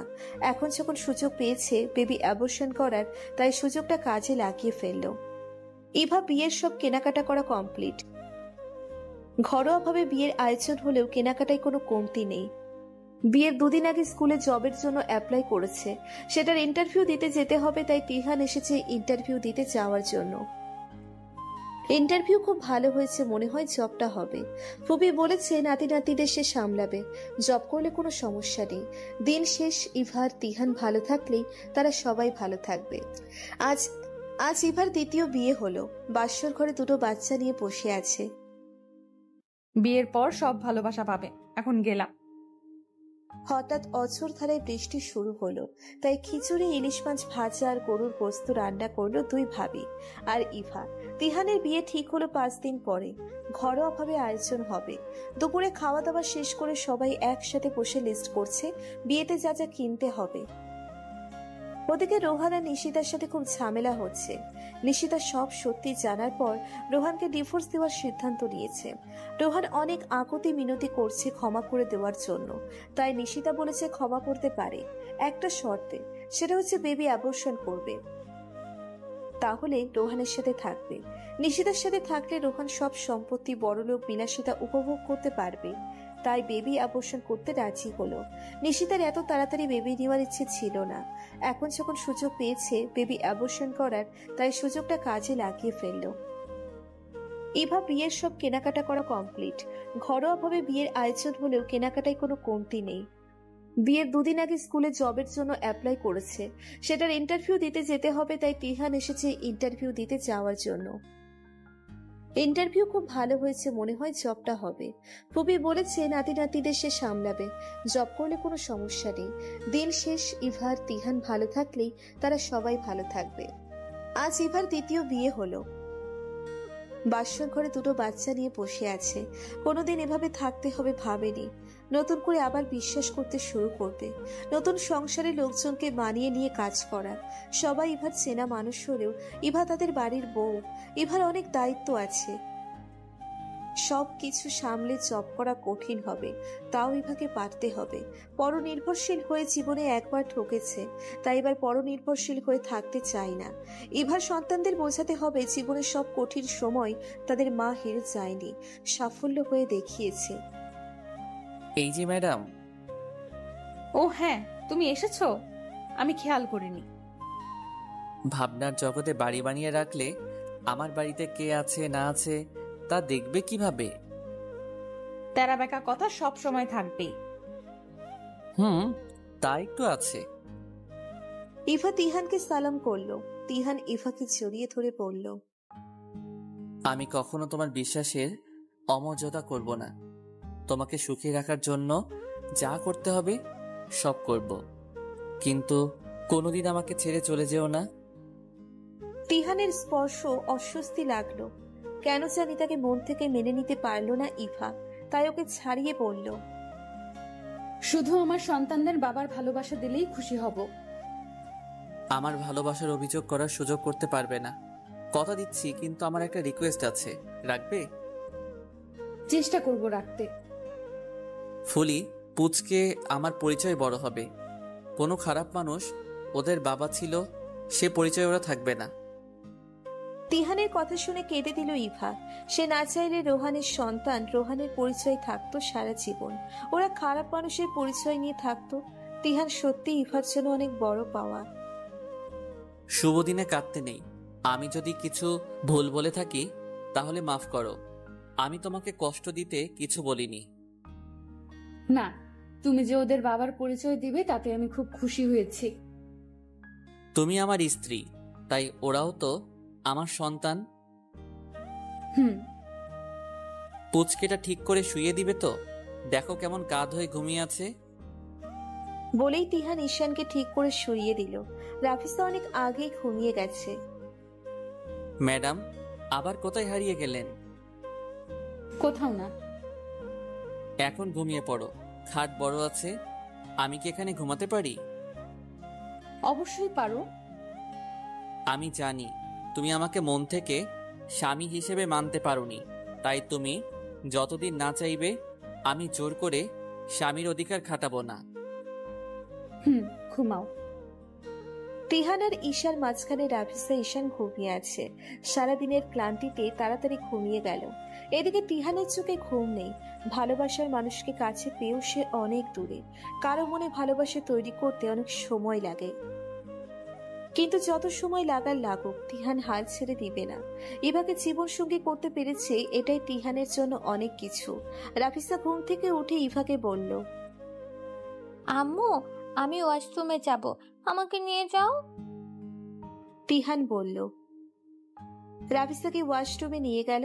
এর মধ্যে ঈশান ঘুম থেকে জেগে উঠছে। ওকে কোলে নিয়ে হাঁটতে আবার ঘুমিয়ে গেল। ঈশান রাফিসাকে মনে হয় ওরা তিহানের সন্তান, ওদের সাথে রক্তের সম্পর্ক আছে। কখন সে ঘুমিয়ে গেল বুঝতে পারেনি। আম্মুকে ডাকতে হবে না, আমি আছি তো। চলো তোমাকে নিয়ে যাই। আচ্ছা। সকালে ইভা ঘুম থেকে উঠে ফ্রেশ হয়ে ফুপির রুমে গেল, কিন্তু সে রুমে নেই। তাই রান্নাঘরে গিয়ে দেখলো তরকারি কাটতে আছে। এখন থেকে তুমি কোনো কাজ করবে না, সব দায়িত্ব আমার। রান্নাঘর থেকে যাও। আরে আমি তোকে একটু সাহায্য করে দেই, এখন একা একা কাজ করা ঠিক না। ফুপি, তুমি শুধু আমাকে বলে দাও কোথায় কি কি আছে, তাহলেই হবে। তুই আমাকে ফুপি ডাকবি না, আম্মা ডাকবি। আস্তে আস্তে অভ্যাস করব। এখনই বল। আম্মা জান। এখন হয়েছে। ফুপি আর ইভা দুজনে মিলে সকালের নাস্তা রেডি করলো। তিহার ঘুম থেকে উঠে ফ্রেশ হয়ে ডাইনিং টেবিলে নাস্তা করার জন্য আসে। তখন কলিং বেলের আওয়াজ পেয়ে দরজা খুলে দেখে পাশের বাসার কয়েকজন আন্টিরা এসেছে। সবাই কেমন আছেন? একজন উত্তর দিল, আমরা ভালো আছি। অন্যজন বলল, আমরা নতুন বউকে দেখতে এসেছি। হ্যাঁ, ভিতরে আসুন। কই গো তিহানের মা, নতুন বউকে নিয়ে আসো। ফুপি ইভাকে নিয়ে তাদের সামনে গিয়ে বলল, এই যে আমার ছেলের বউ। বউ তো সুন্দরী আছে, তাও স্বামী ধরে রাখতে পারলো না। তোমার এমন সুন্দর ছেলের সাথে শেষ পর্যন্ত ডিভোর্সি মেয়েকে বউ করে আনলে। আমাকে বললে এর থেকে বেশি সুন্দরী মেয়ে খুঁজে দিতাম। হ্যাঁ তাই তো, আবার শুনছি বাচ্চাও আছে। দেখো, তোমার আমার প্রতিবেশী, তাই বলে আমার ছেলের বউ কে হবে এসব নিয়ে তোমাদের সাথে আলোচনা করতে চাই না। তাদের কথা শুনে ইভার চোখ থেকে টপ টপ করে পানি পড়ছে। ওনারা তো সত্যিই বলেছে, ইভা সুন্দরী হয়েও স্বামীও ধরে রাখতে পারেনি। তিহান তো ইভাকে ডিসার্ভ করে না। ইভার থেকে ভালো মেয়ে ওর যোগ্য। তিহান ইভার হাতটা শক্ত করে ধরে বলল, আপনারা বউ দেখতে এসেছেন নাকি সার্টিফিকেট দিতে এসেছেন? ও কি আপনাদের কাছে কোনো পরীক্ষা দিয়েছে নাকি যে ওর সার্টিফিকেট আপনারা দিবেন? শুনেন আন্টিরা, আপনি একজন মেয়ে হয়ে অন্য মেয়ের কষ্ট বোঝেন না, তাহলে আপনি কেমন মা? আপনার মেয়ের এরকম অবস্থা হলে কি তাকেও আপনি এসব বলবেন? আর ও কি আপনাদের বাসায় থাকবে নাকি আপনাদের টাকায় খাবে যে এত মাথা ব্যথা ওকে নিয়ে? আপনাদের বাসায় কি হয় না হয় তা নিয়ে আমাদের বাসার কেউ কি কিছু বলতে যায়? তাহলে আপনারা কেন বলতে আসেন? বউ দেখতে আসছেন ভালো কথা, মিষ্টি মুখ করে চলে যাবেন। আপনাদের জ্ঞানের কোনো দরকার নেই। আর নিজেদের সংসার সামলান। বলা তো যায় না কার জীবনে কখন কি হয়। সব থেকে বড় কথা হচ্ছে মানুষটা যেমনই হোক না কেন তার সাথে সুখী হওয়া। আমাদের এভাবে অপমান না করলেও পারতেন। চলো সবাই। দাঁড়ান, আমার বউকে এত সুন্দর সার্টিফিকেট দিয়েছেন, তার বিনিময়ে আপনাদের কিছু দিব না তা কি হয়? মা, মিষ্টি নিয়ে এসো। আর হ্যাঁ, অপমান কাকে বলে সেটা নিজের মনকে জিজ্ঞেস করে নিবেন। ফুপি মিষ্টি নিয়ে এসে বলল, নাও সবাই মিষ্টি খাও।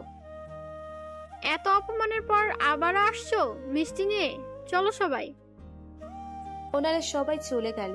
তারপর তিহান ইভাকে বলল, আর কত অপমান সহ্য করবে?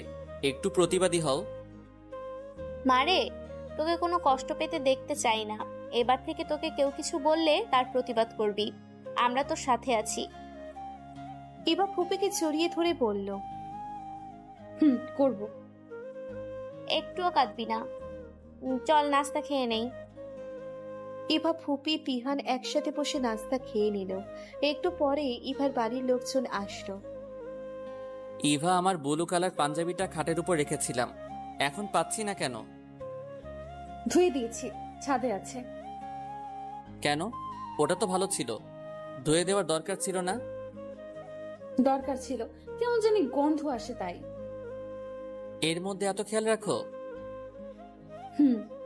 একটু তো রাখতেই হবে। শোনো। তিহান ইভার হাতটা ধরে বলল, আমার কাকা কাকিরা আজকে আসবে। ওরা কোনো অপমানজনক কথা বললে কষ্ট পেও না, প্রতিবাদ করবে, বুঝলে? ওনার দুদিনের জন্য আসবে, আবার তো চলে যাবে, তাতে কি দরকার প্রতিবাদ করার? আর সবাই তো সত্যি কথাই বলে। সবাই কি সত্যি কথা বলে বোঝাও আমাকে। তোমার সাথে রোহানের সংসার টেকেনি, এটা তোমার দোষ? রাগ করো না, বাসায় লোকজন আছে। রাগ করবো না তো কি আদর করব? তাহলে কাছে আসো। কি সবচেয়ে বলো, মাথা পুরো খারাপ হয়ে গেছে। হ্যাঁ, তোমার জন্য আগেই পাগল ছিলাম, এখন তো কোনো কথাই নেই, পুরা পাগল। আমার কপালে এত সুখ সইবে না। এখন আমি কোন পাঞ্জাবি পরবো তা বের করে দাও। দিচ্ছি। তুমি বেগুনি রঙের শাড়িটা পরবে। আচ্ছা, পরবো। এখন তুমিও বেগুনি রঙের পাঞ্জাবিটা পরো। হুম। তিহানকে পাঞ্জাবি বের করে দিয়ে ইভা ফুপির কাছে গেল। আজকে বৌভাতের অনুষ্ঠান বাসায় হবে। তিহানের কয়েকজন ফ্রেন্ড আসবে আর ওর কাকা কাকি কাজিনরা আসবে। তিহানের বাবা মারা যাওয়ার পর ওর চাচা আমাদের সাথে তেমন সম্পর্ক রাখেনি। বহু বছর পরে আজকে আমাদের বাসায় আসছে। শত হলেও ওরা আপনজন, তাই বিয়েতে দাওয়াত দিয়েছিলাম। তখন বলে দিয়েছে আসবে না, তারপর কালকে রাতে ফোন করে বলল আজকে আসবে। হ্যাঁ, আপন জনেরা আসবে, এটাই তো স্বাভাবিক। আমার চিন্তা হচ্ছে তোকে নিয়ে, ওনারা এখন কি বলবে। ওসব নিয়ে তোমার ভাবতে হবে না, আমি সব ঠিক সামলে নিব। জানি তুই কষ্ট সহ্য করতে পারিস, কিন্তু আর কত কষ্ট সহ্য করবি? তোমরা আছো বলে তাতে তো আমার সব কষ্ট ভুলে যায়।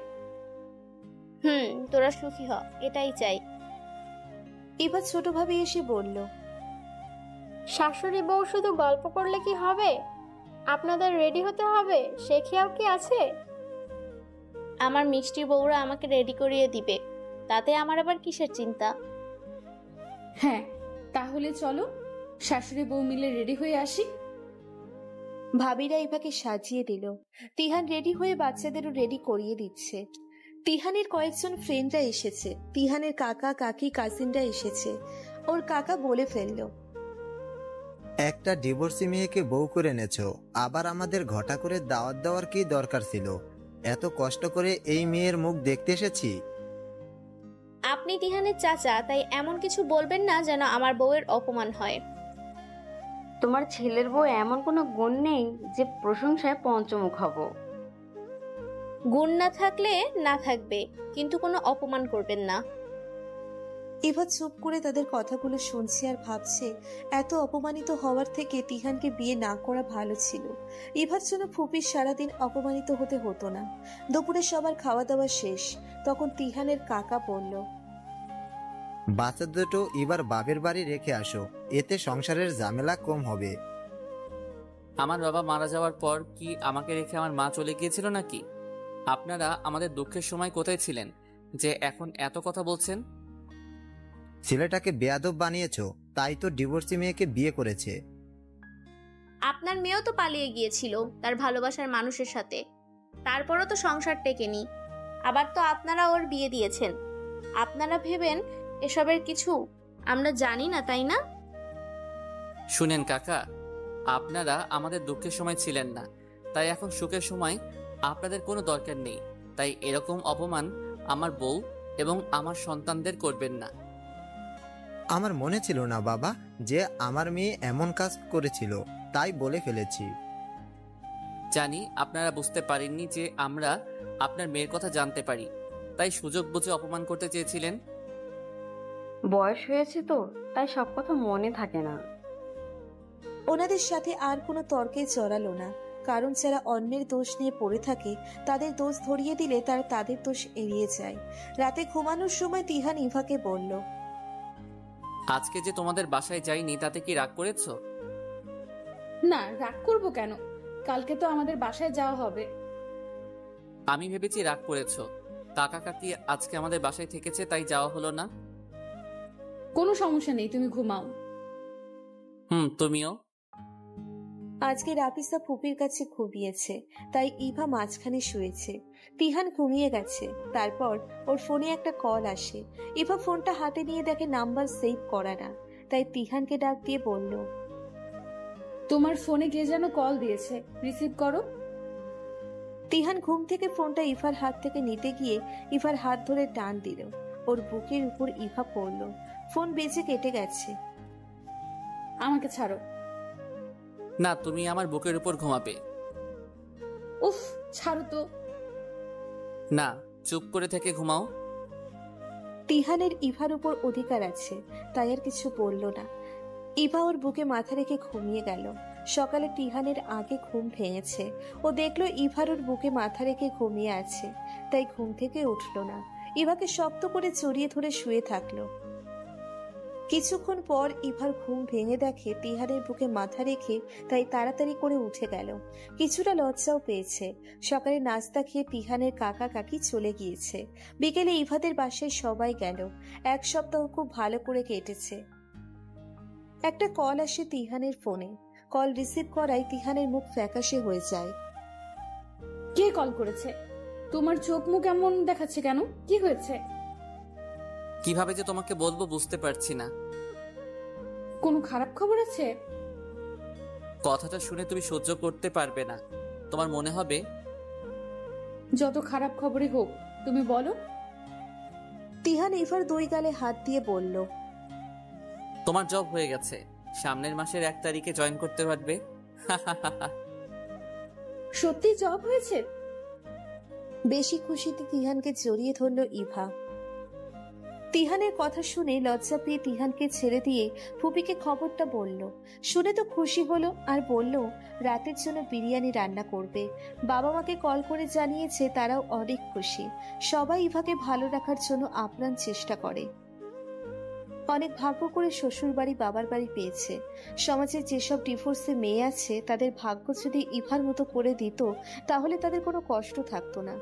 বিকেলবেলা তিহান ঈশান ঘুমাচ্ছে আর ইভা রাফিসা ফুপি ছাদে বসে গল্প করছে এবং অনেক গাছ আছে সেগুলোর পরিচর্যা করছে।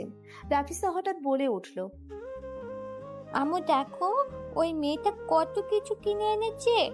আজ আমার বাবা থাকলে আমাকে অনেক কিছু কিনে দিত। ইভা ওর এমন কথার উত্তর কি দেবে বুঝতে পারছে না। বাবা মায়ের অভাব তোকে পূরণ করতে পারে না।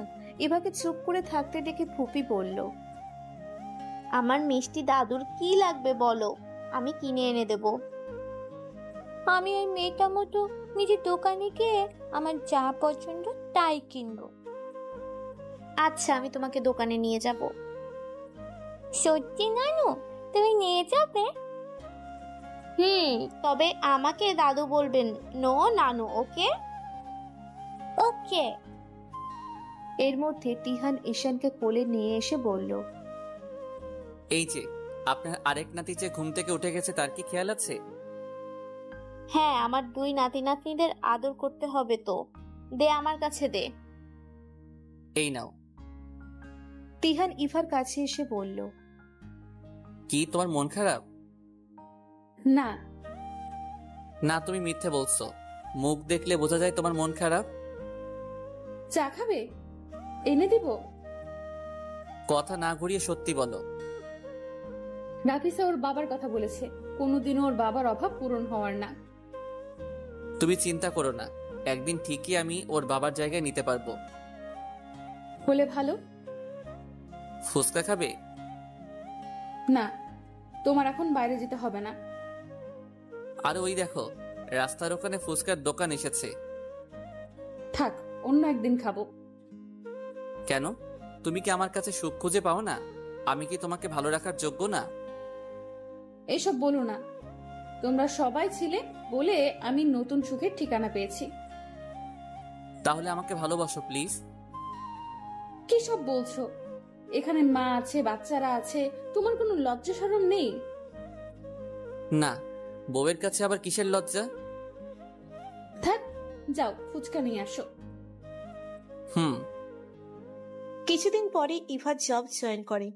সকালে উঠে নাস্তা রেডি করে খেয়ে স্কুলে যায়। বাকি সব কাজ ফুপি করে। স্কুল থেকে এসে যতটুকু কাজ থাকে তা ইভা করে। ঈশানও ফুপির কাছে ভালো থাকে। ফুপি মায়ের অংশে কম না, সব দিক থেকে সে আগলে রেখেছে। রাফিসাও স্কুলে যাওয়া শুরু করেছে। ওর বাবার নামের জায়গায় তিহানের নাম দেওয়া হয়েছে। নিশিতা রাগের বশে অ্যাবর্শন করিয়ে খুব পস্তাচ্ছে। এখন মনে করে রোহান যদি কখনো বাচ্চার হাহাকারে নিশিতাকে ছেড়ে দিলে কি করবে। এত সম্পত্তি দিয়ে কি করবে যদি বাচ্চা না থাকে। নিশিতা মন মরা হয়ে থাকে বেশিরভাগ সময়। 5 বছর কেটে যায়, তাও নিশিতার কোনো বেবি হয় না। নিশিতা বেবির জন্য পাগল হয়ে যায়। তাই ঠিক করে যেভাবেই হোক ইভার বেবি আনবে। উকিলের সাথে কথা বলে, যত টাকা লাগে লাগুক তাই দিবে, তাও আইনের মাধ্যমে বাচ্চা আনবে। কারণ রোহান বাচ্চাদের বাবা ওর অধিকার আছে। 5 বছরে ইভা তিহানের সম্পর্ক আগের মতো নেই। ইভাও তিহানকে ভালোবাসে। ও বউ, বউ। কি হয়েছে? কি এত চিৎকার করে ডাকছো কেন? একটা গুড নিউজ আছে। কি? আমাদের পাসপোর্ট ভিসা রেডি। কবে টিকিট কাটবো সেটা বলো। সবাইকে ছেড়ে আমার ইচ্ছে করছে না। কয়েক বছর পর পর দেশে আসবো তো। তাও ভালো লাগবে না। আমার আরো দুটো পুচকো শোনা লাগবে, তাহলে তোমারও ভালো লাগবে। ইস, এখন বাচ্চারা বড় হয়ে গেছে। অতটাও বড় হয়নি। উফ, এখন হঠাৎ করে। চুপ বলেই তিহান ইভার ঠোঁটে নিচের ঠোঁট ডুবিয়ে দিল। দুজনে ভালোবাসায় আবদ্ধ হলো। ইভা সকালে গোসল করে খেয়ে বাচ্চাদের রেডি করিয়ে দিল স্কুলে যাওয়ার জন্য। রাফিসা এখন 5ম শ্রেণীতে পড়ে। ইভা বাইরে শুনেছে তিহানের সাথে কারো কথা কাটাকাটি হচ্ছে, তাই ইভা এগিয়ে দেখলো সেই 6 বছর আগের মানুষটি যে ইভাকে ঠকিয়েছে। ইভার 6 বছর পরে রোহানের সাথে দেখা। ওর সাথে নিশিতাও এসেছে।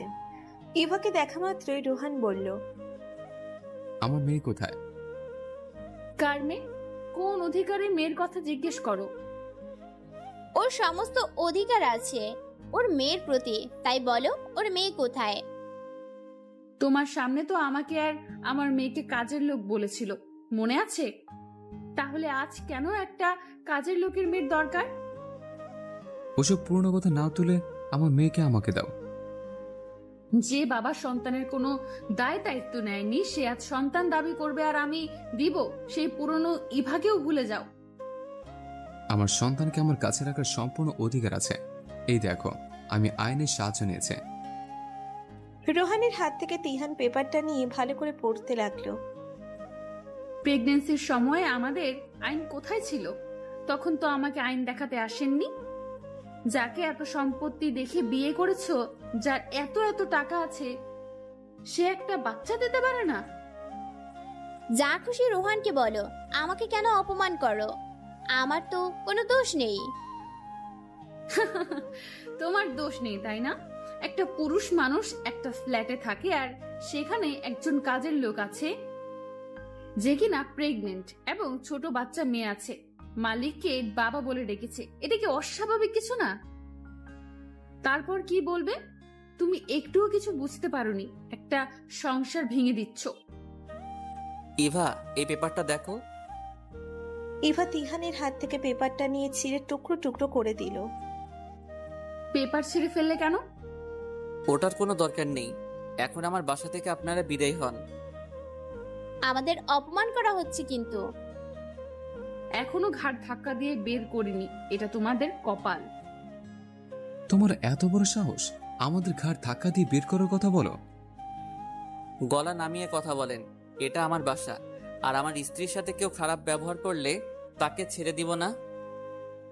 স্কুলে যেতে লেট হয়ে যাচ্ছে, তাই রাফিসা ঈশান ড্রয়িং রুমে আসে ইভাকে ডাক।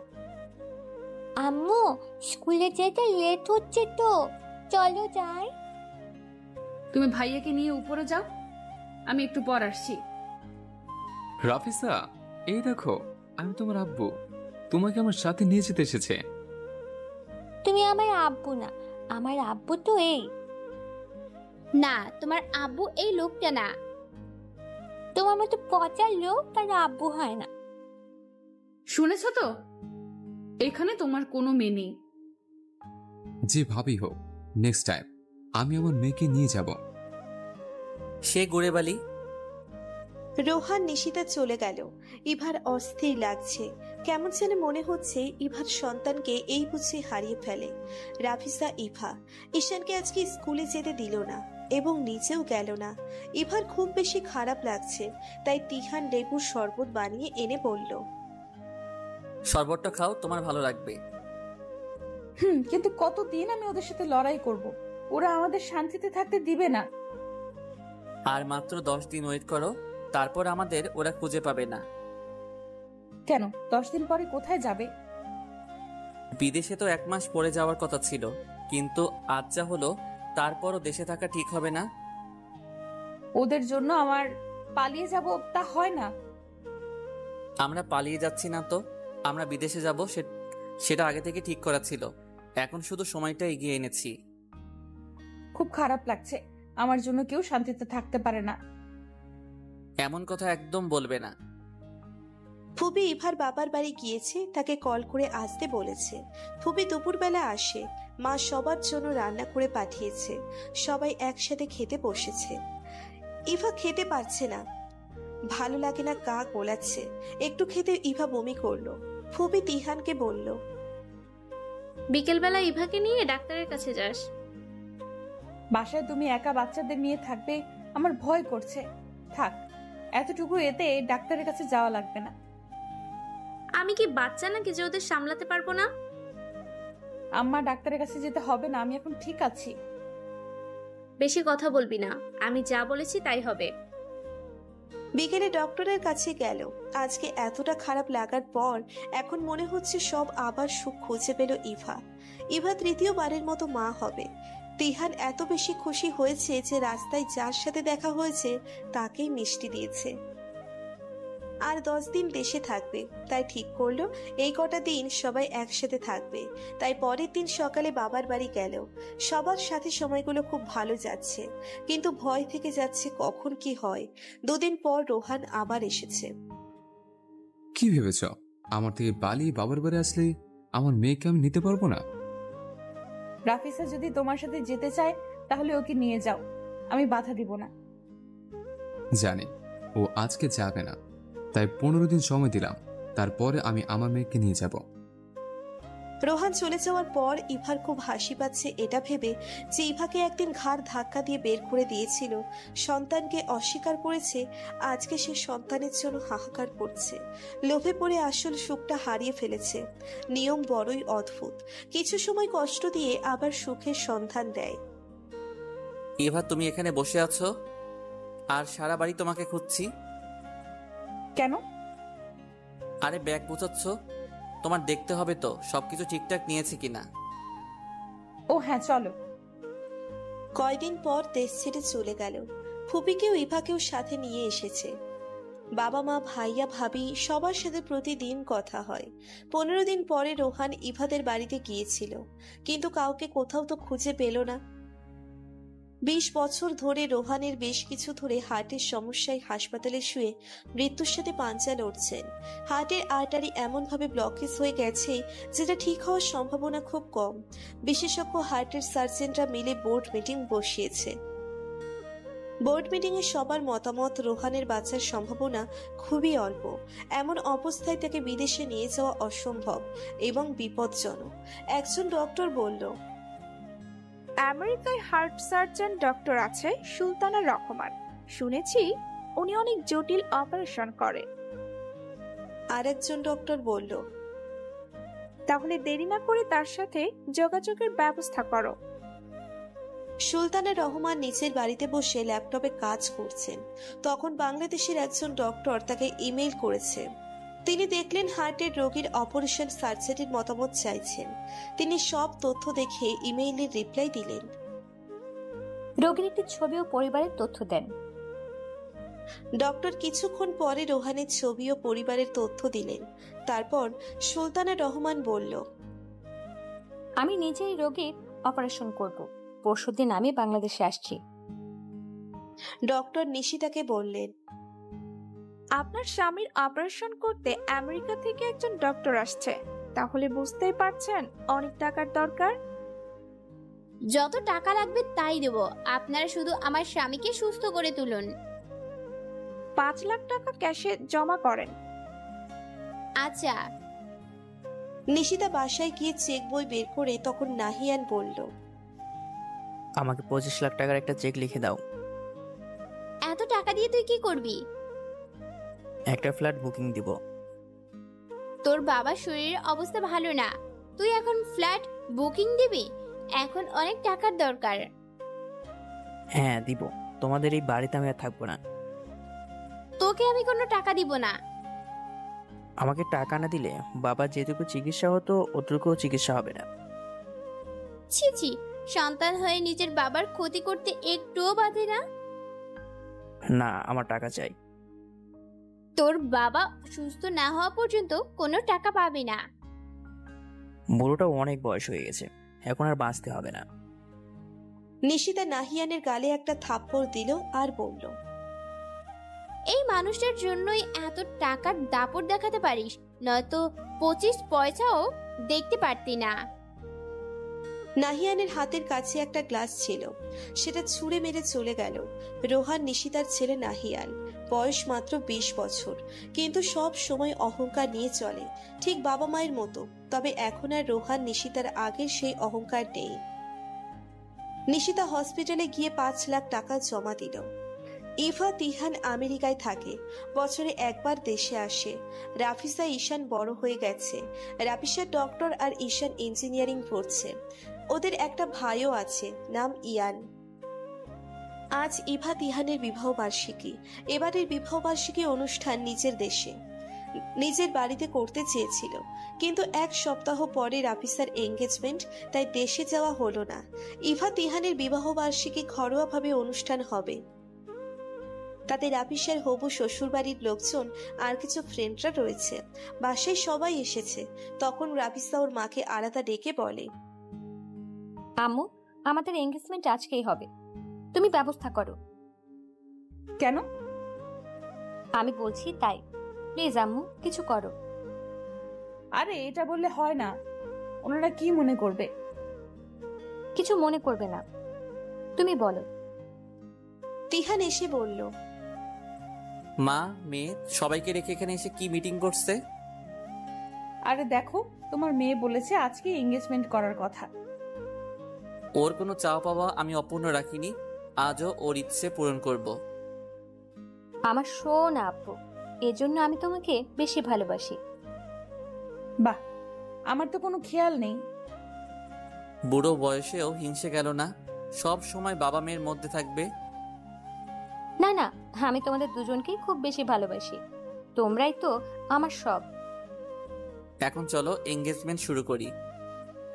তিহান রাফিসার হবু শ্বশুর শাশুড়ির সাথে কথা বলে তারাও রাজি হয়ে যায় এবং ঠিক করে 1 মাস পরে বিয়ে হবে বাংলাদেশে এসে। এঙ্গেজমেন্ট শেষে রাফিসার হবু বর সাদিক রাফিসাকে বলল, তুমি হঠাৎ আজকেই এঙ্গেজমেন্ট করার জন্য বললে কেন? আমি দেশে যাব। কেন, কিসের জন্য? খুব ইচ্ছে, দেশে আমার সব আপন লোকজন আমার বিয়েতে থাকবে। তোমার মাথায় কখন যে কি বোকা ঢুকে বুঝি না। বোকা না, ভালো কিছু। এখন আসছি, কাল দেখা হবে। সাবধানে যেও। রাতে সব গেস্টরা যাওয়ার পর ইভার রুমে রাফিসা গিয়ে বলল, আম্মু, তোমার একটা শাড়ি দেবে? তোর যে শাড়িটি পছন্দ তুই সেটা নিয়ে পর। আচ্ছা, আমি দেখছি তোমার কোন শাড়ি পরা যায়। আলমারির চাবি দাও। এই নে। রাফিসা সব শাড়ি ভালো করে দেখে একটা শাড়ি বের করে বলল, আমি এই শাড়িটা একদিন পরবো। রাফিসা দেখে ইভার বুক কাঁপলো। সেই প্রথম ভালোবাসা, পুরনো স্মৃতি আজ ওর মেয়ে পড়তে চলেছে। না, এই শাড়িটা তুই পরতে পারবি না। কেন? যদি নষ্ট করে ফেলিস তাই। আম্মু, তুমি আজও ওই রকম খারাপ লোকের স্মৃতি আগলে রাখবে? তোমাকে তো আব্বু ভালোবাসায় কোনো কমতি রাখেনি, তাহলে কেন পুরনো স্মৃতি আগলে রেখে কষ্ট পাও? শত হলেও উনি তোর জন্মদাতা পিতা, সেটা ভুলে যাস না। ওনাকে ভুলিনি, সব মনে আছে, প্রতিটা অপমান আজও স্পষ্ট মনে আছে। রাফিসা চলে গেল। ইভারও মন খারাপ হলো, কিন্তু পুরনো কথা ভেবে আর কি করবে, শুধু দীর্ঘশ্বাস ফেলে ভুলে যায়। পরের দিন সকালে তিহান ড্রয়িং রুমে একটা চিঠি পেল। তিহান চিঠিটা হাতে নিয়ে পড়া শুরু করলো। আমি তোমাদের না জানিয়ে দেশে চলে যাচ্ছি, ওখানে আমার অনেক জরুরি কাজ আছে। আমার উপর রাগ করো না, তোমরা সবাই 1 সপ্তাহের মধ্যে দেশে চলে এসো। আর হ্যাঁ, আমার বিয়ে দেশে থেকেই হবে, কিন্তু আমার এই ইচ্ছেটা পূরণ করো। নিজের খেয়াল রেখো আর আমার জন্য দোয়া করো, আমি যেন আমার কাজে সাফল্য অর্জন করতে পারি। চিঠিটা পড়ে তিহান ইভাকে ডাক দিল। ইভা, তাড়াতাড়ি ড্রয়িং রুমে এসো। হ্যাঁ, আসছি। রাফিসা দেশে চলে গেছে, দেখো এই চিঠি। মেয়েটার বড্ড বেশি সাহস হয়ে গেছে, সব সময় তোমার আদরের লাই পেয়ে গেছে। শান্ত হও, রাগ করো না, হয়তো কোনো পেশেন্টের জন্য যেতে হয়েছে। তাই বলে আমাদের জানিয়ে যাবে না? এখন আর রাগ করো না, চলো, আমাদের অনেক কাজ আছে, প্যাক করতে হবে তো। আমি কিছু করতে পারবো না। আচ্ছা, তোমার কিছু করতে হবে না, আমি করব। তুমি সে আগের মতোই রয়ে গেলে। এখন বুঝতে হবে আমাদের ছেলে মেয়েরা বড় হয়েছে, ওদের লাইফের ডিসিশন ওরা নিতে জানে। ওরা ভুল ডিসিশন নিল নাকি সঠিক ডিসিশন, সেটা আমাদের দেখতে হবে তো। আমরা ওদের সেইভাবে মানুষ করিনি যে ওরা আমাদের কাছ থেকে কিছু লুকাবে। আমরা তো ওদের বন্ধুর মতো, তাই রাফিসা যে কাজটা করতে গিয়েছে সেটা ভালোর জন্য করবে। পরে দেখবে তোমাকে এসে সব বলবে। তুমি আছো বলে আমাকে সবকিছু সহজ করে দাও। খুব ভালোবাসি তো। বুড়ো বয়সে এত প্রেম দেখাতে হবে না, ঘরে ছেলেরা আছে। তো কি আমি আমার বউয়ের সাথে প্রেম করি? ওরাও ওদের বউয়ের সাথে প্রেম করবে। বুড়ো বয়সে ভীমরতি পেয়েছে। আহা শোনো, একটু গল্প করি। না, আপনার মেয়ে অনেক কাজ রেখে গেছে, সেগুলো করতে হবে। ও হ্যাঁ, তাই তো, চলো। রোহানের অপারেশন ভালোভাবে হয়েছে। রোহান সুস্থ হয়ে একজন নার্সকে বলল, আমার অপারেশন যে ডক্টর করেছে তার সাথে দেখা করব। সরি, উনি আজকে হসপিটাল থেকে চলে গিয়েছে। প্লিজ আপনি একটু ব্যবস্থা করুন, ওনার সাথে আমি দেখা করব। আচ্ছা, আমি দেখছি। কিছুক্ষণ পরে নার্স এসে জানিয়ে দিল যে সুলতানা রহমান সন্ধ্যায় দেখা করতে আসবে। ঋষিতা সারাক্ষণ হসপিটালে রোহানের সাথে থাকে, কিন্তু তার ছেলে একটি বারের জন্যও বাবাকে দেখতে আসেনি। রোহান 20 বছর আগে যেমন সারাক্ষণ টাকা লোভ নিয়ে পড়ে থাকতো, ঠিক তেমনই নাহিয়ান টাকা ছাড়া কিছু বোঝে না। সন্ধ্যা 7টার সময় রোহানের কেবিনে সুলতানা রহমান এসে বলে, কেমন আছেন? আপনার জন্য আমি আজ অনেক ভালো আছি। সবই উপরওয়ালার, উনি সব কিছুর মালিক। আপনার মা বাবা অনেক ভাগ্য করে আপনার মধ্যে একজন মেয়ে পেয়েছে। হাসালেন কথাটা বলে। জানতে চান আমার বাবা মাকে? হ্যাঁ, তাদের সাথে দেখা করতে চাই। আপনার মতো মেয়ের মা বাবা নিশ্চয়ই অনেক ভালো। যদি বলি আপনি আমার বাবা? হ্যাঁ, আপনি আমার জন্মদাতা পিতা। মনে আছে ইভা ইসলামের কথা, যাকে আপনি প্রেগনেন্ট অবস্থায় ডিভোর্স দিয়েছিলেন? স্ত্রী সন্তানকে কাজের লোক পরিচয় দিয়েছিলেন, আবার অনাগত সন্তানকে নিজের সন্তান বলে অস্বীকার করেছিলেন। আমি আপনার মেয়ে সুলতানা রহমান রাফিসা, যাকে আপনি অন্য একটা মহিলার জন্য নিজের মেয়ের গায়ে হাত তুলেছিলেন। জানেন, আমার মা আজও আপনার স্মৃতি আঁকড়ে রেখেছে। দেখেন, আমার পরনের এই শাড়িটা আপনি আমার মাকে দিয়েছিলেন, সেটা এখনো অনেক সুন্দর করে যত্ন করে রেখে দিয়েছে। আমি শাড়িটা পরলে নষ্ট হয়ে যেতে পারে, সেজন্য পরতে দিতে চাইনি। ভালোবাসার পরিণতি কি পেয়েছিল আপনার কাছে?